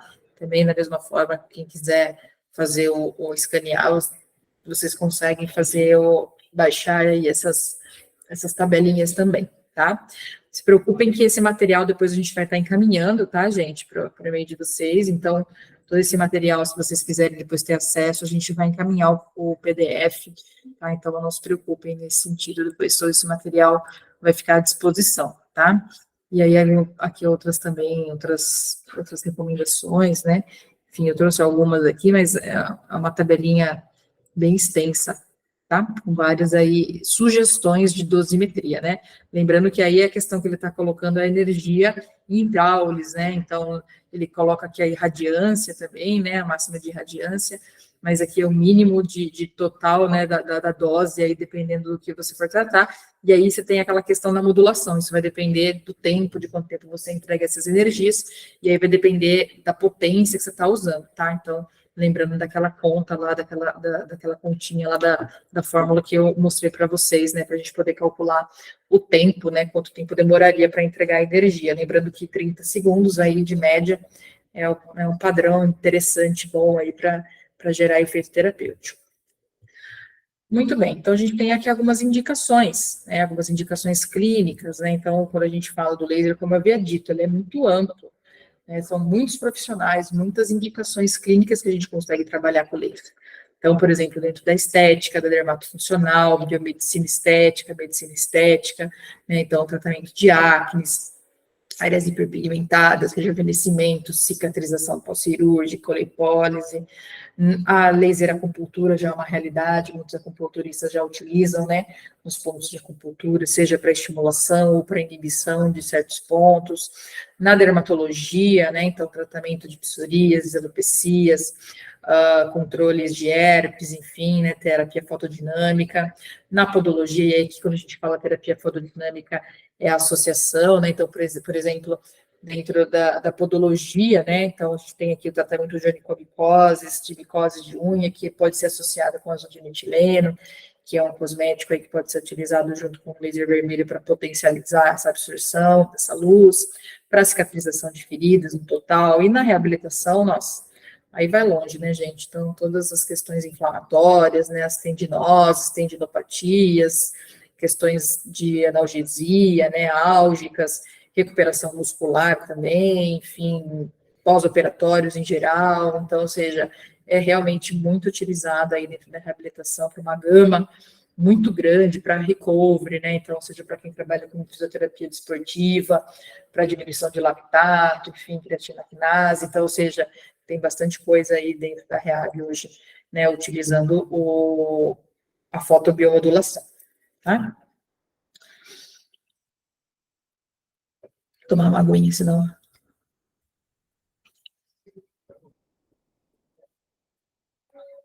Vamos falar um pouquinho de alguns comprimentos de onda, pessoal, né? Então, algumas indicações aí de algumas, como o treinamento é bem amplo, né? Então a gente fala bastante aí de várias indicações clínicas, vários comprimentos. A gente vai falar dos mais comuns aí, né? O que mais a gente utiliza na nossa prática clínica. Então, primeiro deles, a gente também fala do comprimento de onda azul, né? Então, seja ele tem aí o azul, ele aumenta a produção de espécies reativas de oxigênio, então ele vai reagir. O principal cromóforo é a protoporfirina, né? Protoporfirina, que ela é produzida pela bactéria, né? Então, ou seja, quando a protoporfirina ela é absorvida pela luz azul, ela vai aumentar a produção de espécies reativas de oxigênio, né, de radicais livres. E esse aumento desses radicais livres é o que vai levar à destruição dessa bactéria. Né? Então, ou seja, porém, o corpo, como um todo, ele possui um sistema de defesa. Então, quando a gente tem um aumento desses radicais livres, automaticamente a gente também tem liberação de antioxidantes. Né? Então, ou seja, existe aí um contraponto, né, quando a gente fala aí da utilização do LED azul para efeito bactericida. A gente sabe que existe um efeito deletério pelo aumento dessas produções de radicais livres, mas, por outro lado, o corpo ele também ele compensa, né, qualquer efeito deletério, né, além da bactéria, com a liberação aí de antirradicais livres, né, seria os antioxidantes. Então, ou seja, esse estresse oxidativo, ele também, de certa forma, acaba um pouquinho inibindo a atividade fibroblástica, né, então, ou seja, para pessoas aí que possuem aí fotoenvelhecimento, envelhecimento como tal, como todo, né, é legal a gente fazer um contraponto também, utilizando o laser vermelho associado ao LED azul, justamente para poder fazer a estimulação também, né, para estimular essa ação de fibroblastos, já que a gente sabe aí que o LED azul precisa ser usado com cautela, né, por conta dessa questão aí dessa inibição dessa atividade fibroblástica, tá? Mas, como eu falei, tudo é igual ao remédio, né? Se é demais, faz mal. Se é de menos, não tem efeito, então tem que ser numa dose ideal, aí, então, dependendo das indicações clínicas que se tem para a utilização da luz, ela é muito benéfica, principalmente aí para efeitos bactericidas, a galera que trabalha aí dentro da estética, né, para tratar acne, é excelente, resultados muito bons aí, estudos comparando, né, até medicação, agora eu esqueci o nome do fármaco, devo ter até o artigo aqui mais para frente, mas comparando aí a ação do LED com um fármaco, benzoíla, né, peróxido de benzoíla, lembrei, fazendo essa comparação que é muito utilizado aí para o tratamento da acne, ambos com ótimos resultados, então a gente consegue aí até abrir mão de algumas questões farmacológicas, né, e utilizando a luz aí para esse efeito também. Então, o principal deles aí seria esse efeito bactericida local. A luz verde também, hoje o comprimento de onda verde, então esse aqui é um ensaio feito em ratos para queimaduras, né, efeito aí anti-inflamatórios, efeitos em queimaduras de ratos, então foi comparado aí nessa questão do LED verde para o reparo de queimaduras, um resultado bem interessante.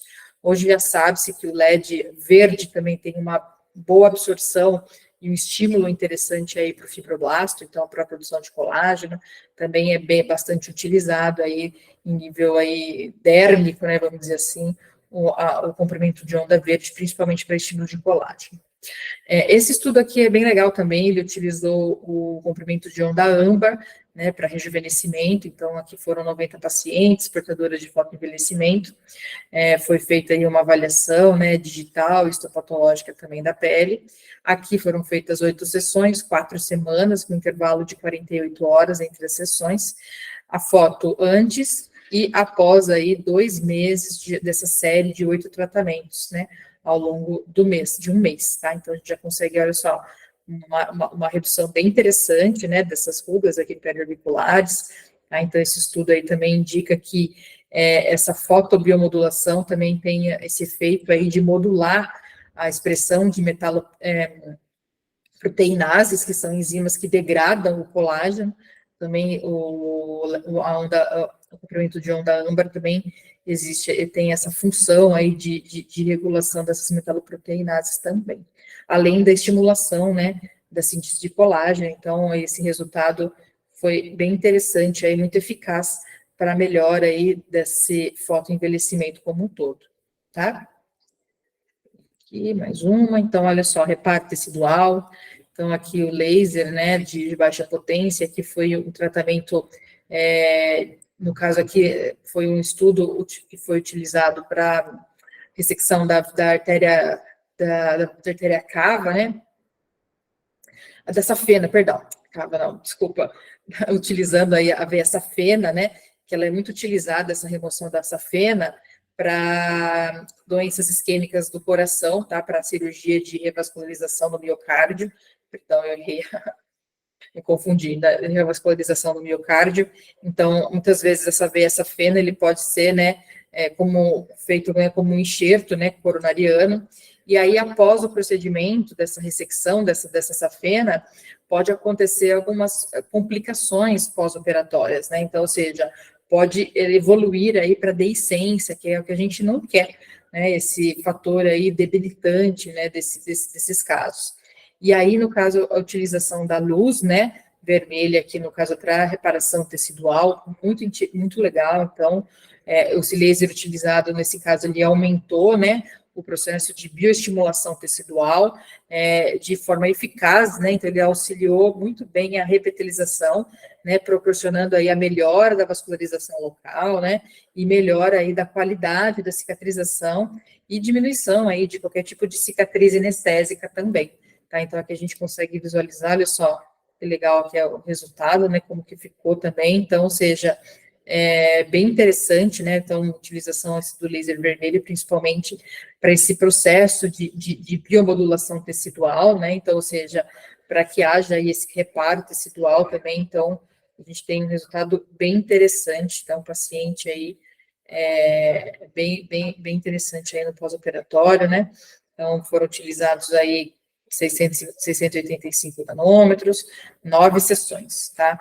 As aplicações aí ao redor da borda da ferida, e aí ao final aí do tratamento, o tecido respondeu aí, resolução bem interessante, tá? Então, muito utilizado também. Aqui, né, foi utilizado, todos aqui, pessoal, só lembrando também o QR Code, tá? Para quem quiser acessar na íntegra o artigo, quiser, só fique à vontade, tá?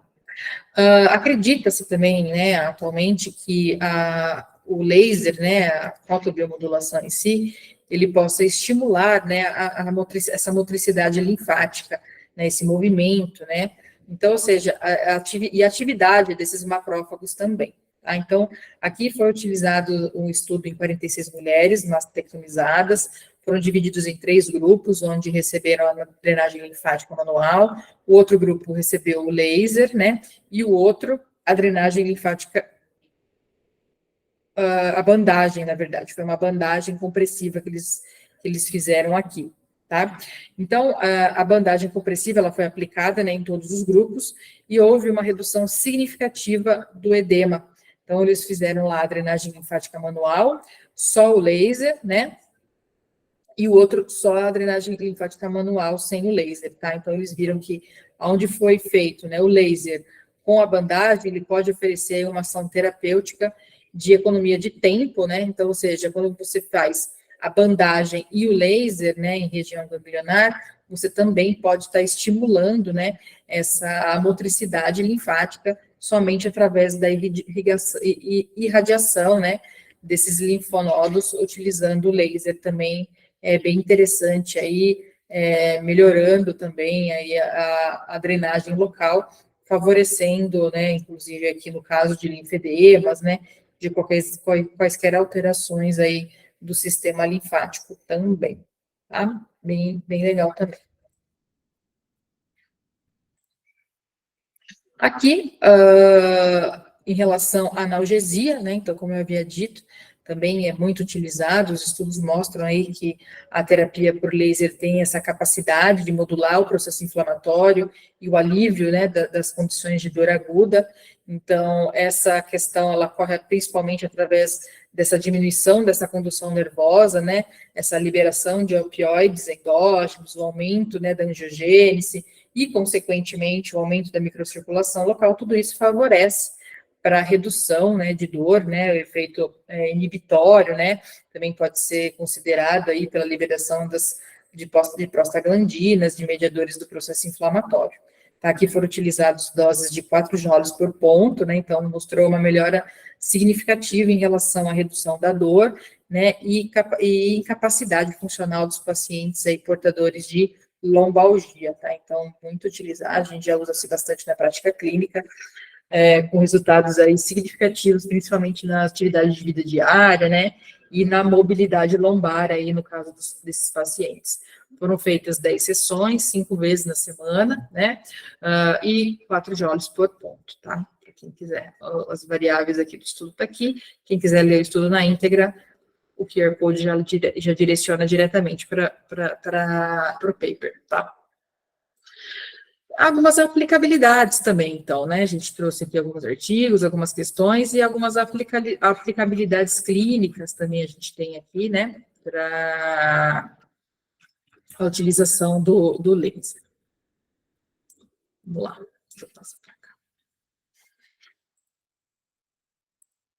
Bem, então, esse aqui é o estudo que eu tinha comentado agora há pouco, né? Que comparou, inclusive, o peróxido de benzoíla 5% com a utilização do LED para o tratamento da acne, do LED azul, veja um resultado bem interessante, né? Então, ou seja, acredito que ambos os grupos apresentaram resultados de melhora, então acredita-se que a gente possa até estar abrindo mão aí, dependendo de como for, né, de alguns fármacos para o tratamento, porque o laser, o LED, consegue atuar muito bem. Aqui foram 8 sessões, 15 minutos, com intervalo aí de 48 horas, tá? Aqui utilizando o equipamento Antares, tá? Então, um tratamento para acne, antes e depois. Resultado bem interessante, aqui foi associado. Tanto o LED azul como o laser, o LED azul e o LED vermelho, tá? Foram feitas 6 sessões de tratamento, então lembrando que aqui a gente tem uma terapia combinada mesmo, a gente pode estar utilizando as duas fontes de luz para objetivos diferentes, né? O LED azul aí, no caso, para uma descontaminação, né? O efeito inibitório aí dessa bactéria, né? Da eliminação dessa bactéria, e o laser vermelho, né? Perdão, gente, aqui no caso o LED vermelho, que é superficial também, tanto um quanto o outro teriam excelentes resultados. Aqui o LED vermelho para trabalhar a questão de reparação tecidual, cicatrização, né, dessas lesões aí, fazendo um contraponto aí, né, para o efeito do LED azul. Aqui também, um outro resultado, tá? Então, a gente tem esse resultado aqui bem interessante do uso do LED, né, do azul. Tá? Então, mesma coisa, associado aí com azul e vermelho, tá? Bem legal. Protocolo pronto já, disponível no equipamento, né, no Antares. E aqui a gente tem a questão, né, da utilização do laser, do LED, né, para fotobiomodulação no tratamento da adiposidade localizada. Então, o que acredita-se, né? Que esse processo de lipólise, né, possa acontecer através de 2 vias, né? Então, a gente tem aqui o aumento de radicais livres, né, gerando aí uma peroxidação lipídica, né, lá no processo final, que eu havia dito na cadeia respiratória, né, quando a gente tem a ativação, né, desses cromóforos, há esse aumento da liberação de radicais livres, e com isso a gente tem uma peroxidação lipídica na membrana, né, desse adipócito, fazendo com que haja aí a presença de poros, né? A gente tem aqui uma análise, né, onde mostra-se nessa membrana do adipócito essa formação de poros e o extravasamento desse conteúdo, né, para fora do adipócito. Uma outra hipótese, né, sugere-se aqui, por conta aí também da mesma forma do efeito, né, do aumento do ATP, né, o aumento da energia celular, esteja envolvido também com o aumento do AMP cíclico, né, que esse AMP cíclico, ele ativa a enzima lipase hormônio sensível, que se liga, né, essa enzima lipase hormônio sensível se ligaria nos receptores beta-adrenérgicos da membrana celular do adipócito, levando, né, o que a gente chama lá de lipólise, realmente, que seria a quebra, né, do triglicerídeo em ácido graxo e glicerol. tá? Então, ou seja, esse AMP cíclico, ele também possui uma função reguladora do metabolismo celular, né, interferindo em diversos processos, né, então, ou seja, a glicogênese, a lipólise, a absorção de água, a contração muscular, entre outros. Então, acredita-se que o momento desse AMP cíclico também esteja envolvido aí, né, nesse processo do metabolismo, né, regulador desse metabolismo, gerando esse processo de lipólise também, que seria esvaziamento desse tecido adiposo, né, o conteúdo. Aqui a gente tem o resultado antes e depois, então aqui 30 minutos, 2 vezes por semana, tá? Em 4 semanas, utilizando o laser vermelho, tá? Então, foram utilizadas placas de LED, aqui no caso, se eu não me engano, o laser, perdão, placas de laser, né? Então, para toda a região, né, da linha da cintura, bilateralmente, né? Então, para redução, então houve uma redução significativa desse perímetro abdominal também, tá?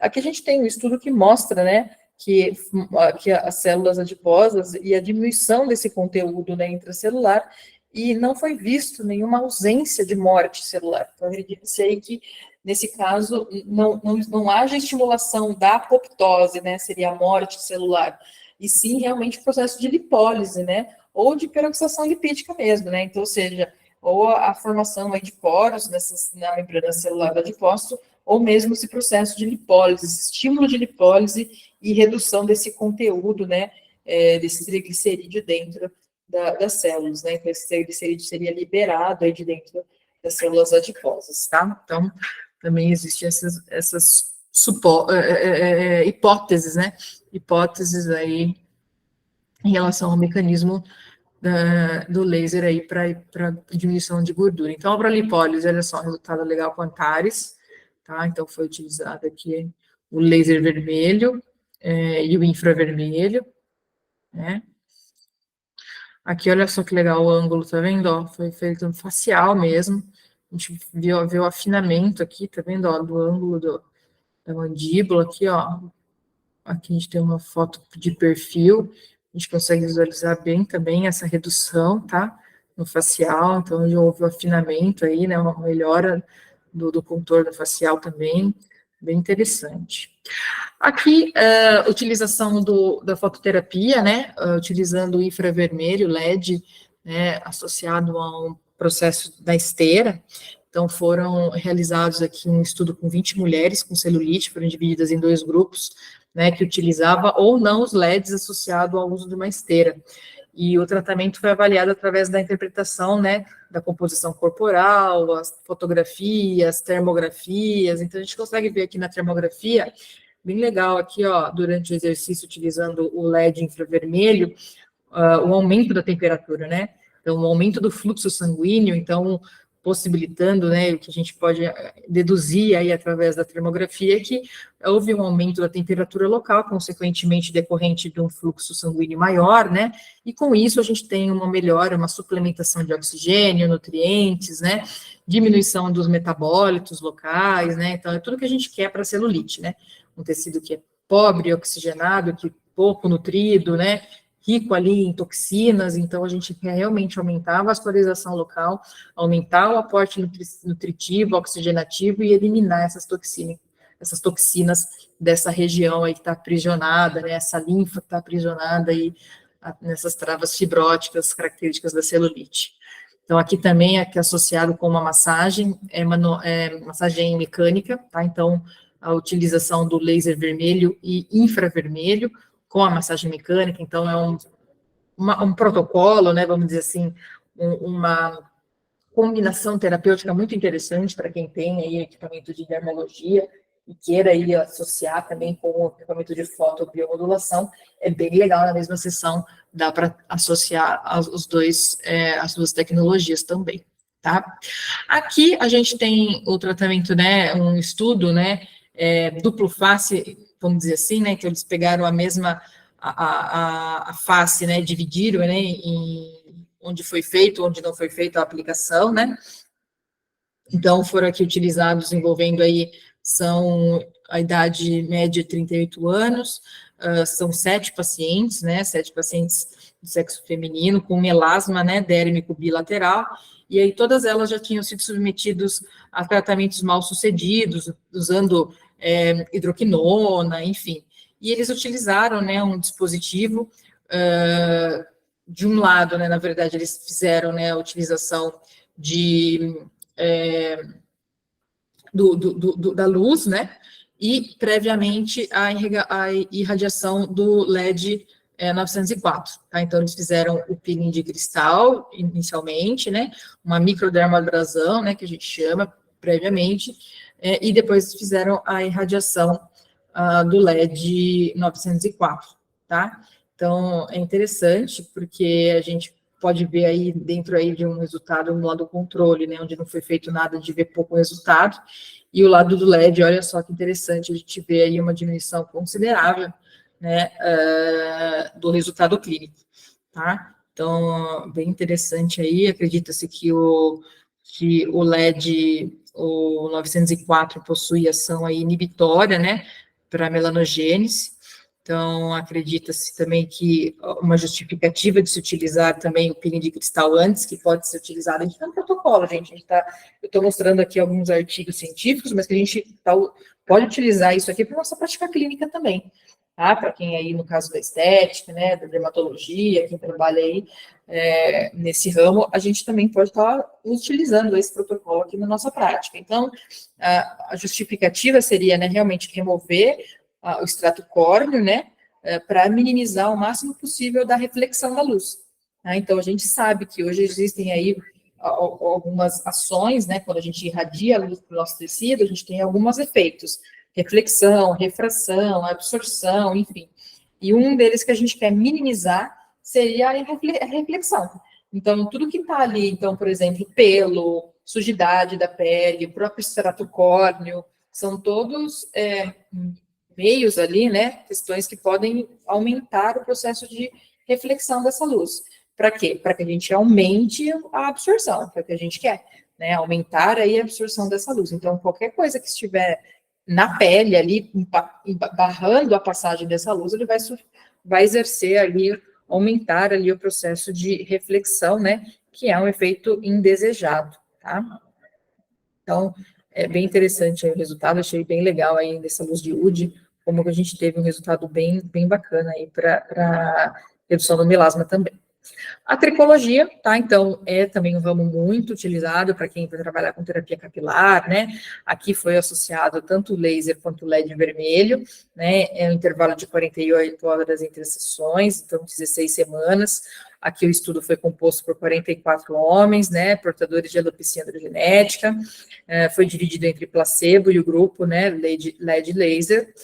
E as que receberam o tratamento alcançaram uma melhora aí de 35% na quantidade de cabelos, né, comparado ao grupo placebo, né, que não foi feito à luz. Então, a gente consegue ver antes e depois, né, uma melhora aí significativa. E olha só que legal, que só semana 24, como a gente consegue, né, visualizar aí a melhora, né, o crescimento desse fio. Então, ou seja, para a alopecia androgenética, hoje aí um dos recursos também, né, lógico, não só a questão, às vezes entra aí com questões hormonais, medicamentosas, enfim, mas também um padrão ouro aí para se trabalhar para essa alteração aí, a fototerapia vem com muita força. A podologia, tá? Então, aqui foi utilizado o LED vermelho, 630, uma vez por semana. Então, para quem é podólogo, quem trabalha com podologia, tem interesse em trabalhar, adquirir o equipamento de laser e LED é bem legal, porque hoje já utiliza-se muito, né, para onicomicose, principalmente, para a tínia interdigital também, onicocriptose, que seria a unha encravada, né, enfim, fissuras, e pé diabético, e aí por aí vai, né, gente? Então, ou seja, uma infinidade aí de indicações, tá? Que só para vocês verem a recuperação total da lâmina, tá? Então, antes aí a utilização da luz e após, olha que legal, então aqui esse paciente, enfim, ele vinha de um histórico mal sucedido, né, de tratamentos orais, enfim, e foi bem sucedido com a terapia fotodinâmica também, utilização aí para eliminação da onicomicose, muito legal. Eu tenho, né, conheço algumas podólogas que usam realmente o laser para a onicomicose, e elas relatam que aquela micose de difícil resolução, que isso também varia de paciente para paciente, tem pacientes que respondem bem ao tratamento, tem pacientes que não respondem, né, que é uma onikomicose realmente muito persistente, e quando elas entram com a fototerapia, geralmente eles têm uma melhora muito importante aí da resolução do quadro também, tá? Para recuperação muscular pós-exercício físico, então é muito legal para quem trabalha com recovery, quem trabalha com fisioterapia desportiva, né? É importante, inclusive, para ir para o desempenho muscular, né? Seja de atletas, amadores ou profissionais, que seja, mas assim, o desempenho muscular aí, essa questão de recuperação muscular, ela está muito em alta ultimamente, inclusive, para várias modalidades, né? Então, ou seja, a galera do CrossFit, que pratica aí campeonato e tal, então, ou seja, que é um exercício estimulante também, então, ou seja, essa questão aí de reparação, né, de recuperação muscular é bem legal. Então, existem aí várias modalidades, né, terapêuticas atualmente, né, usadas aí para reabilitação do esporte, para justamente acelerar essa recuperação, né, depois do exercício, né, entre elas a gente fala crioterapia, massagem, contraste, alongamento, eletroestimulação, enfim, então a fototerapia aí vem com muita força também para realmente melhorar, enfim, essa recuperação aí pós-exercício, né? Então, ou seja, a gente sabe aí que essa fadiga, né, muscular aí dentro da pesquisa da fotobiomodulação está bem alta também, né? Então, ou seja, principalmente para redução, né, dos níveis altos, né, de creatina quinase e a diminuição também do lactato, né, que é realmente resultado aí de um estresse, né, da musculatura também, então, ou seja, é bem legal aí a sua utilização, né, então, ou seja, aqui foi utilizado em 20 atletas, né, que receberam ou não, então teve um grupo placebo, né, a entrega aí do laser antes da atividade, e a laser terapia aplicada aí antes da alta intensidade de exercício aumentou a remoção desse lactato, reduzindo os danos musculares, né, então, e gerando aí uma melhora mais rápida a recuperação muscular entre as sessões de exercício, tá? Então, foi bem interessante aí, o resultado, né, para quem tiver interesse, é só escanear por aqui, e aqui foram feitos, aqui só para vocês verem as variáveis, né, então, seja, foi feito com laser infravermelho, 5 pontos, né, na questão, aqui a gente tem até desenho aqui do músculo reto femoral, né, foi feito bilateralmente, 4 joules, de 3 a 4 joules por cada ponto, tá, e aqui, olha só, o tempo, de 30 a 40 segundos para cada ponto, tá vendo? Então, bem legal aí, pode ser utilizado também para essa finalidade. E aí existem aqui algumas associações, né? Então, ou seja, o que eu posso associar com a fotobiomodulação? São inúmeras as possibilidades, né? Vai depender do qual é o seu objetivo. Então, por exemplo, eu posso associar com muitos recursos terapêuticos hoje, porque é muito tranquilo, né, de se associar, é uma terapia muito tranquila. Então, a gente pode fazer associado com microagulhamento, por exemplo, aqui, ó, a microdermabração, que foi o caso do artigo científico lá falando do melasma.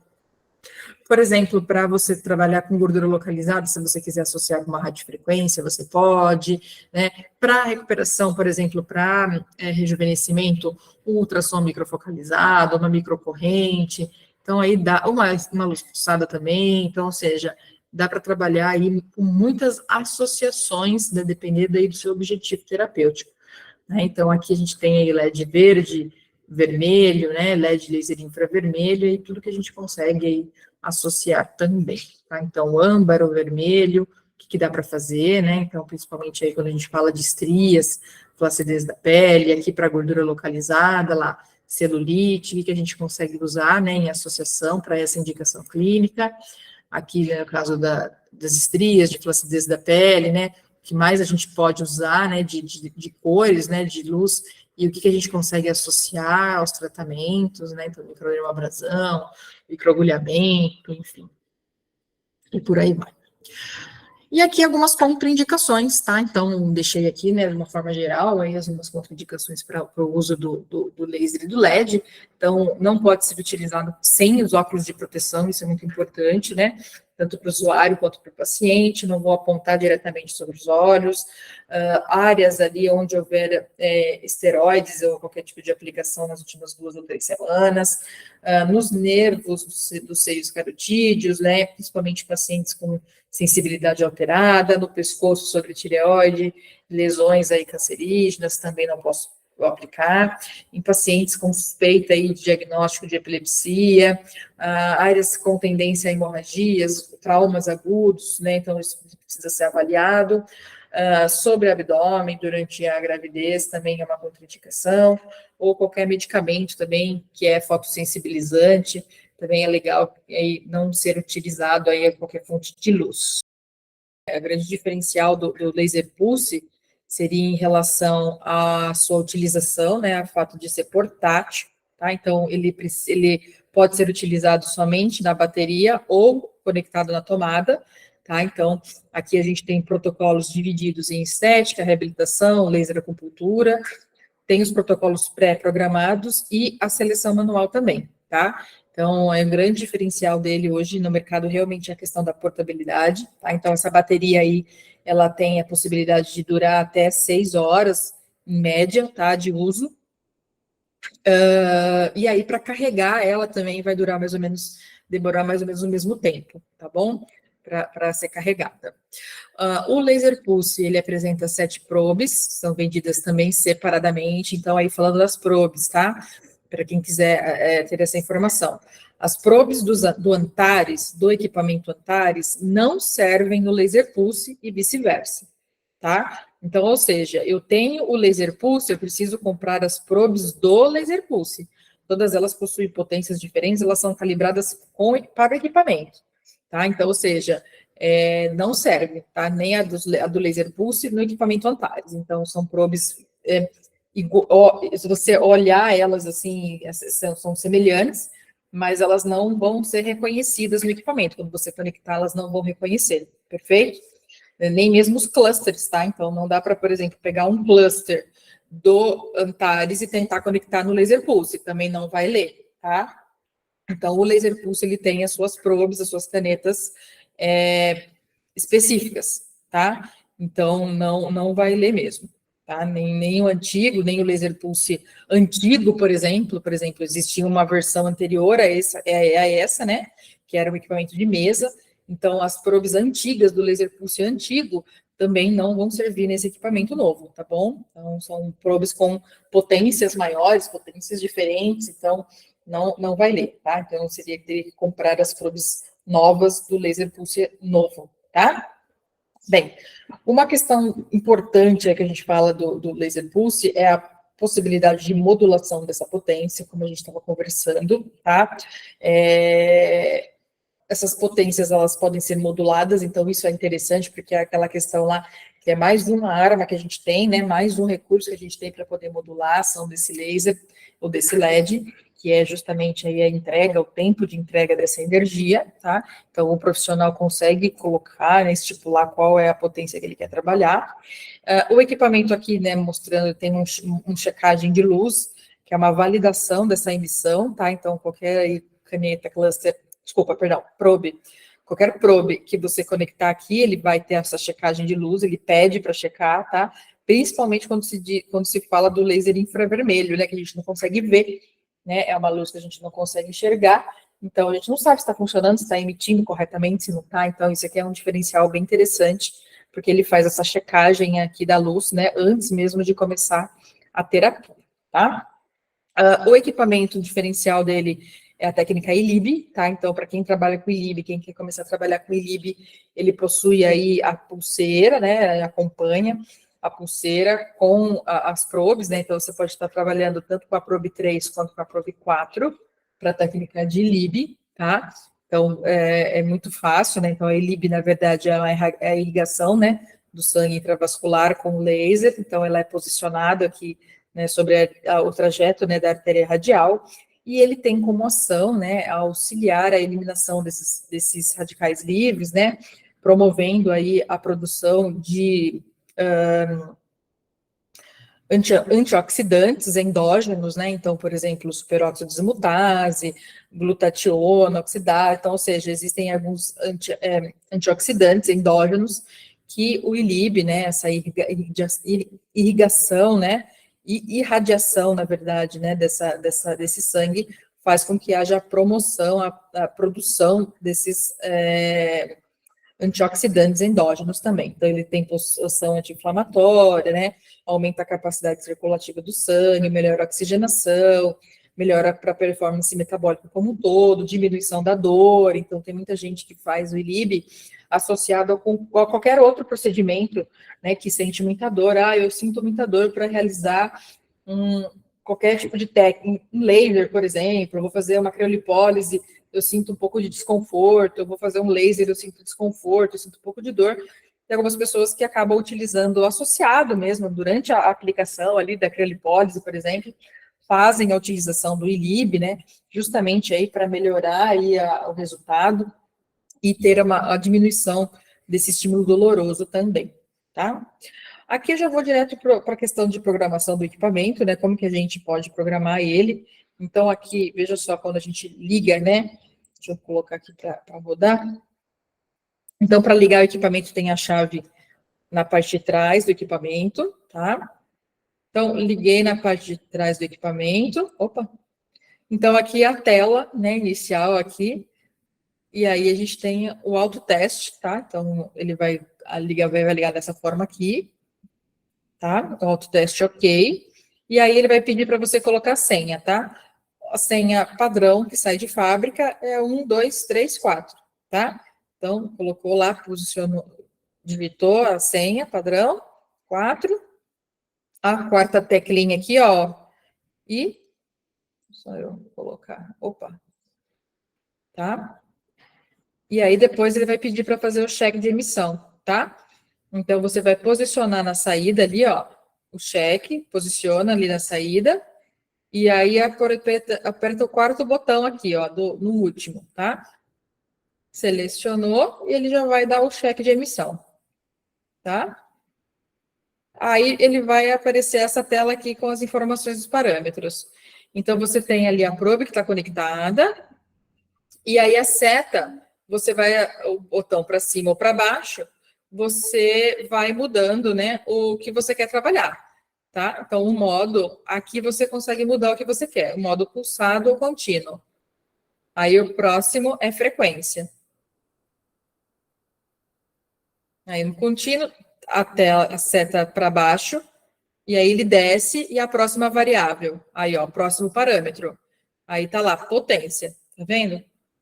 A setinha mostra qual é o parâmetro que você está mexendo, tá? Então, ali na tela 40 miliwatts, e aí você pode ir aumentando, tá vendo? Ó, o quarto botão, você vai aumentando a potência, e aí o botão de setinha para baixo vai diminuindo a potência, tá? Então, lembrando que o tempo vai mudar de acordo com a energia que você colocar, né? Então, o tempo, ele é dependente da potência e da energia, lembrando, tá? E você vai aumentando a densidade de energia, o tempo também vai aumentando proporcional, tá? Então, se eu vou aumentando a energia, olha lá, vou aumentando, automaticamente o tempo ele vai aumentando também, tá? Então, para aumentar ou diminuir, é sempre os botões do lado direito, tá? Terminei de programar, eu aperto o botão ali de iniciar e ele já vai te dar um resumo, tá? E aí, para começar a emissão, é só você posicionar a caneta onde você quer trabalhar e dar o start na caneta, tá? É bem simples aí a programação nesse sentido, tá? Deixa eu pegar aqui outro. Para acessar os protocolos pré-programados, você aperta a tecla PROG ali, e aí, a partir das duas teclas do lado esquerdo, você vai selecionando o protocolo que você quer. Se estética, reabilitação, o que você quer. Aí, quero reabilitação, aperto a quarta tecla, e ele vai mostrar todos os protocolos pré-programados que estão no equipamento. E aí, você vai apertando as teclinhas ali para cima e para baixo da esquerda, né? Seleciono, por exemplo, o estilo muscular, seleciono a quarta tecla, ele vai mostrar todos os parâmetros que estão prontos, né? Eu valido lá no botãozinho do lado direito e vai iniciar a terapia, iniciando o start na caneta, tá? E aqui, né, a gente tem, mantendo pressionado esse botão aqui de menu, a gente consegue, né, desligar a função interlock também. Tá? Então, pode estar ligado ou desligado. Essa função interlock é um intertravamento mesmo do equipamento, que, ó, mantém pressionado, só para vocês verem, mantém pressionado aquela tecla de cima, e vou lá em som, e tem algumas outras funções lá no menu. E aí eu coloco interlock off sempre, tá bom? Bem fácil a programação. E aqui a gente tem as probes, então, as possibilidades que o equipamento possui, né? Quais são os tipos de probe que a gente tem. Então, a gente tem o LED RGB, né? Que é o vermelho, verde e azul. A probe 2, que é o LED 850, né? O infravermelho. A probe 3, o laser 660, que é o vermelho. A probe 4, laser infravermelho. A probe 5, laser 904, o infra. O LED 410, que é a probe 6, que é o azul, e o LED 590, que é o âmbar, com a probe 7. Então, são essas 7 possibilidades de probes que a gente tem aqui para o equipamento, tá? E aí você pode adquirir o equipamento com cada uma delas. As indicações por aplicador, da mesma forma, a gente tem aqui, deixei aqui para consulta para vocês também. Então, a gente tem lá, probe 1, LED RGB, as possibilidades, o que você vai ter de protocolo nele. Probe 2, o LED 850, o que você vai ter de protocolo. E aqui as informações de potência, densidade de energia, os modos. Então, com a probe 1, né, com o LED RGB, azul, verde e vermelho, a gente tem as potências para cada uma das cores, tá? Então, a gente tem aqui uma variável, né, a variância que você pode estar colocando, e a densidade de energia e o modo de ação. Para a probe 2, a mesma coisa, tá? Até quanto que você consegue, então a potência você consegue ir trabalhando com steps de 50 miliwatts, né, de 100 até 200, e aí aqui você tem a densidade de energia de 1 até 15 joules por centímetro quadrado, modo contínuo ou pulsado. As indicações por aplicador também, da probe 3, como laser 660, lembrando que aqui ele tem o protocolo pronto também, para ILIB, tá? O laser 808, então as indicações para estética, para reabilitação, para laser puntura. Então, isso aqui fica para consulta para vocês saberem quais são as indicações clínicas para cada uma das ponteiras. A probe 3, o laser 660, o vermelho, a potência dele, né, energia, modo, também protocolo ILIB, tanto a probe 3 quanto a probe 4, tá? Tanto uma quanto a outra, a gente pode estar utilizando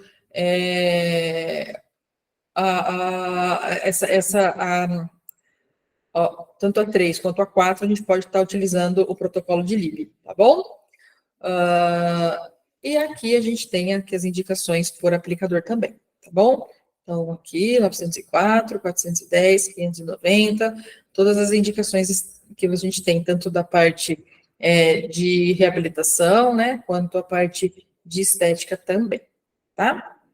Aqui as informações de potência, então lembra que eu comentei com vocês que a probe 5 é o laser 904, ele tem a potência de pico de 70 watts e potência média de 70 miliwatts, pelo fato dele ser o super pulsado, tá? Energia de 1 a 15 joules, modo contínuo e pulsado. A probe 6, o azul, também a potência de 100 a 250, tá? Steps aí de 50 e 50, densidade de energia de 1 a 100. Probe 7, né, o LED âmbar, potência de 50 a 150, e a densidade de energia de 1 a 100 joules por centímetro quadrado, tanto no modo contínuo como no modo pulsado. Então, o laser pulse é mais tranquilo, né, fácil a programação também, toda a parte introdutória eu já tinha falado, né, inicialmente no treinamento. Aqui eu vou deixar, né, o nosso contato, então aqui é o e-mail, quem quiser conversar com a gente, qualquer coisa que vocês precisarem, qualquer orientação, podem encaminhar diretamente para esse e-mail aqui, apoiotécnico@ibramed.com.br. A gente tem aqui um WhatsApp, tá? Então, esse número de WhatsApp aqui, ele é uma central, né? Inicialmente, você vai falar com uma central informatizada, né? Um robozinho, mas você consegue falar com a gente, né? Do setor de apoio também, com as meninas, né? De suporte, para poder tirar as dúvidas, tá? Quem precisar. Então, aqui a gente tem os caminhos, né? Dentro desse sistema aqui do chat, do WhatsApp, a gente tem aí os caminhos para poder falar com o atendente. Então, também dá para se conversar, tá? Qualquer dúvida que vocês tiverem, a gente consegue tirar por aqui. E as novidades aí da Ibramed, que vocês precisarem de informação, né? Enfim, todas as novidades, agenda de treinamentos, né, os eventos que a Ibramed participa também, a gente divulga sempre no Instagram, tá? @Ibramed Brasil. Sigam a gente lá nas redes sociais também, para sempre ficar por dentro aí das novidades, né, dos equipamentos. Deixa só eu abrir aqui minha câmera. Para quem tiver alguma dúvida, pessoal, quiser perguntar, quem quiser abrir, eu acho que fica mais fácil. O do chat eu não vou conseguir ver todas as perguntas, porque realmente tem uma quantidade grande de perguntas do chat, mas eu sei que as meninas já estavam respondendo, mas se caso ficou alguma coisa, eu vou pedir a gentileza que vocês liguem o microfone e perguntem, porque acho que fica mais dinâmico, mais rápido a gente conseguir ir tirando essas dúvidas também, tá bom? Se alguém tiver alguma dúvida, quiser ligar o microfone e perguntar, pode ficar à vontade.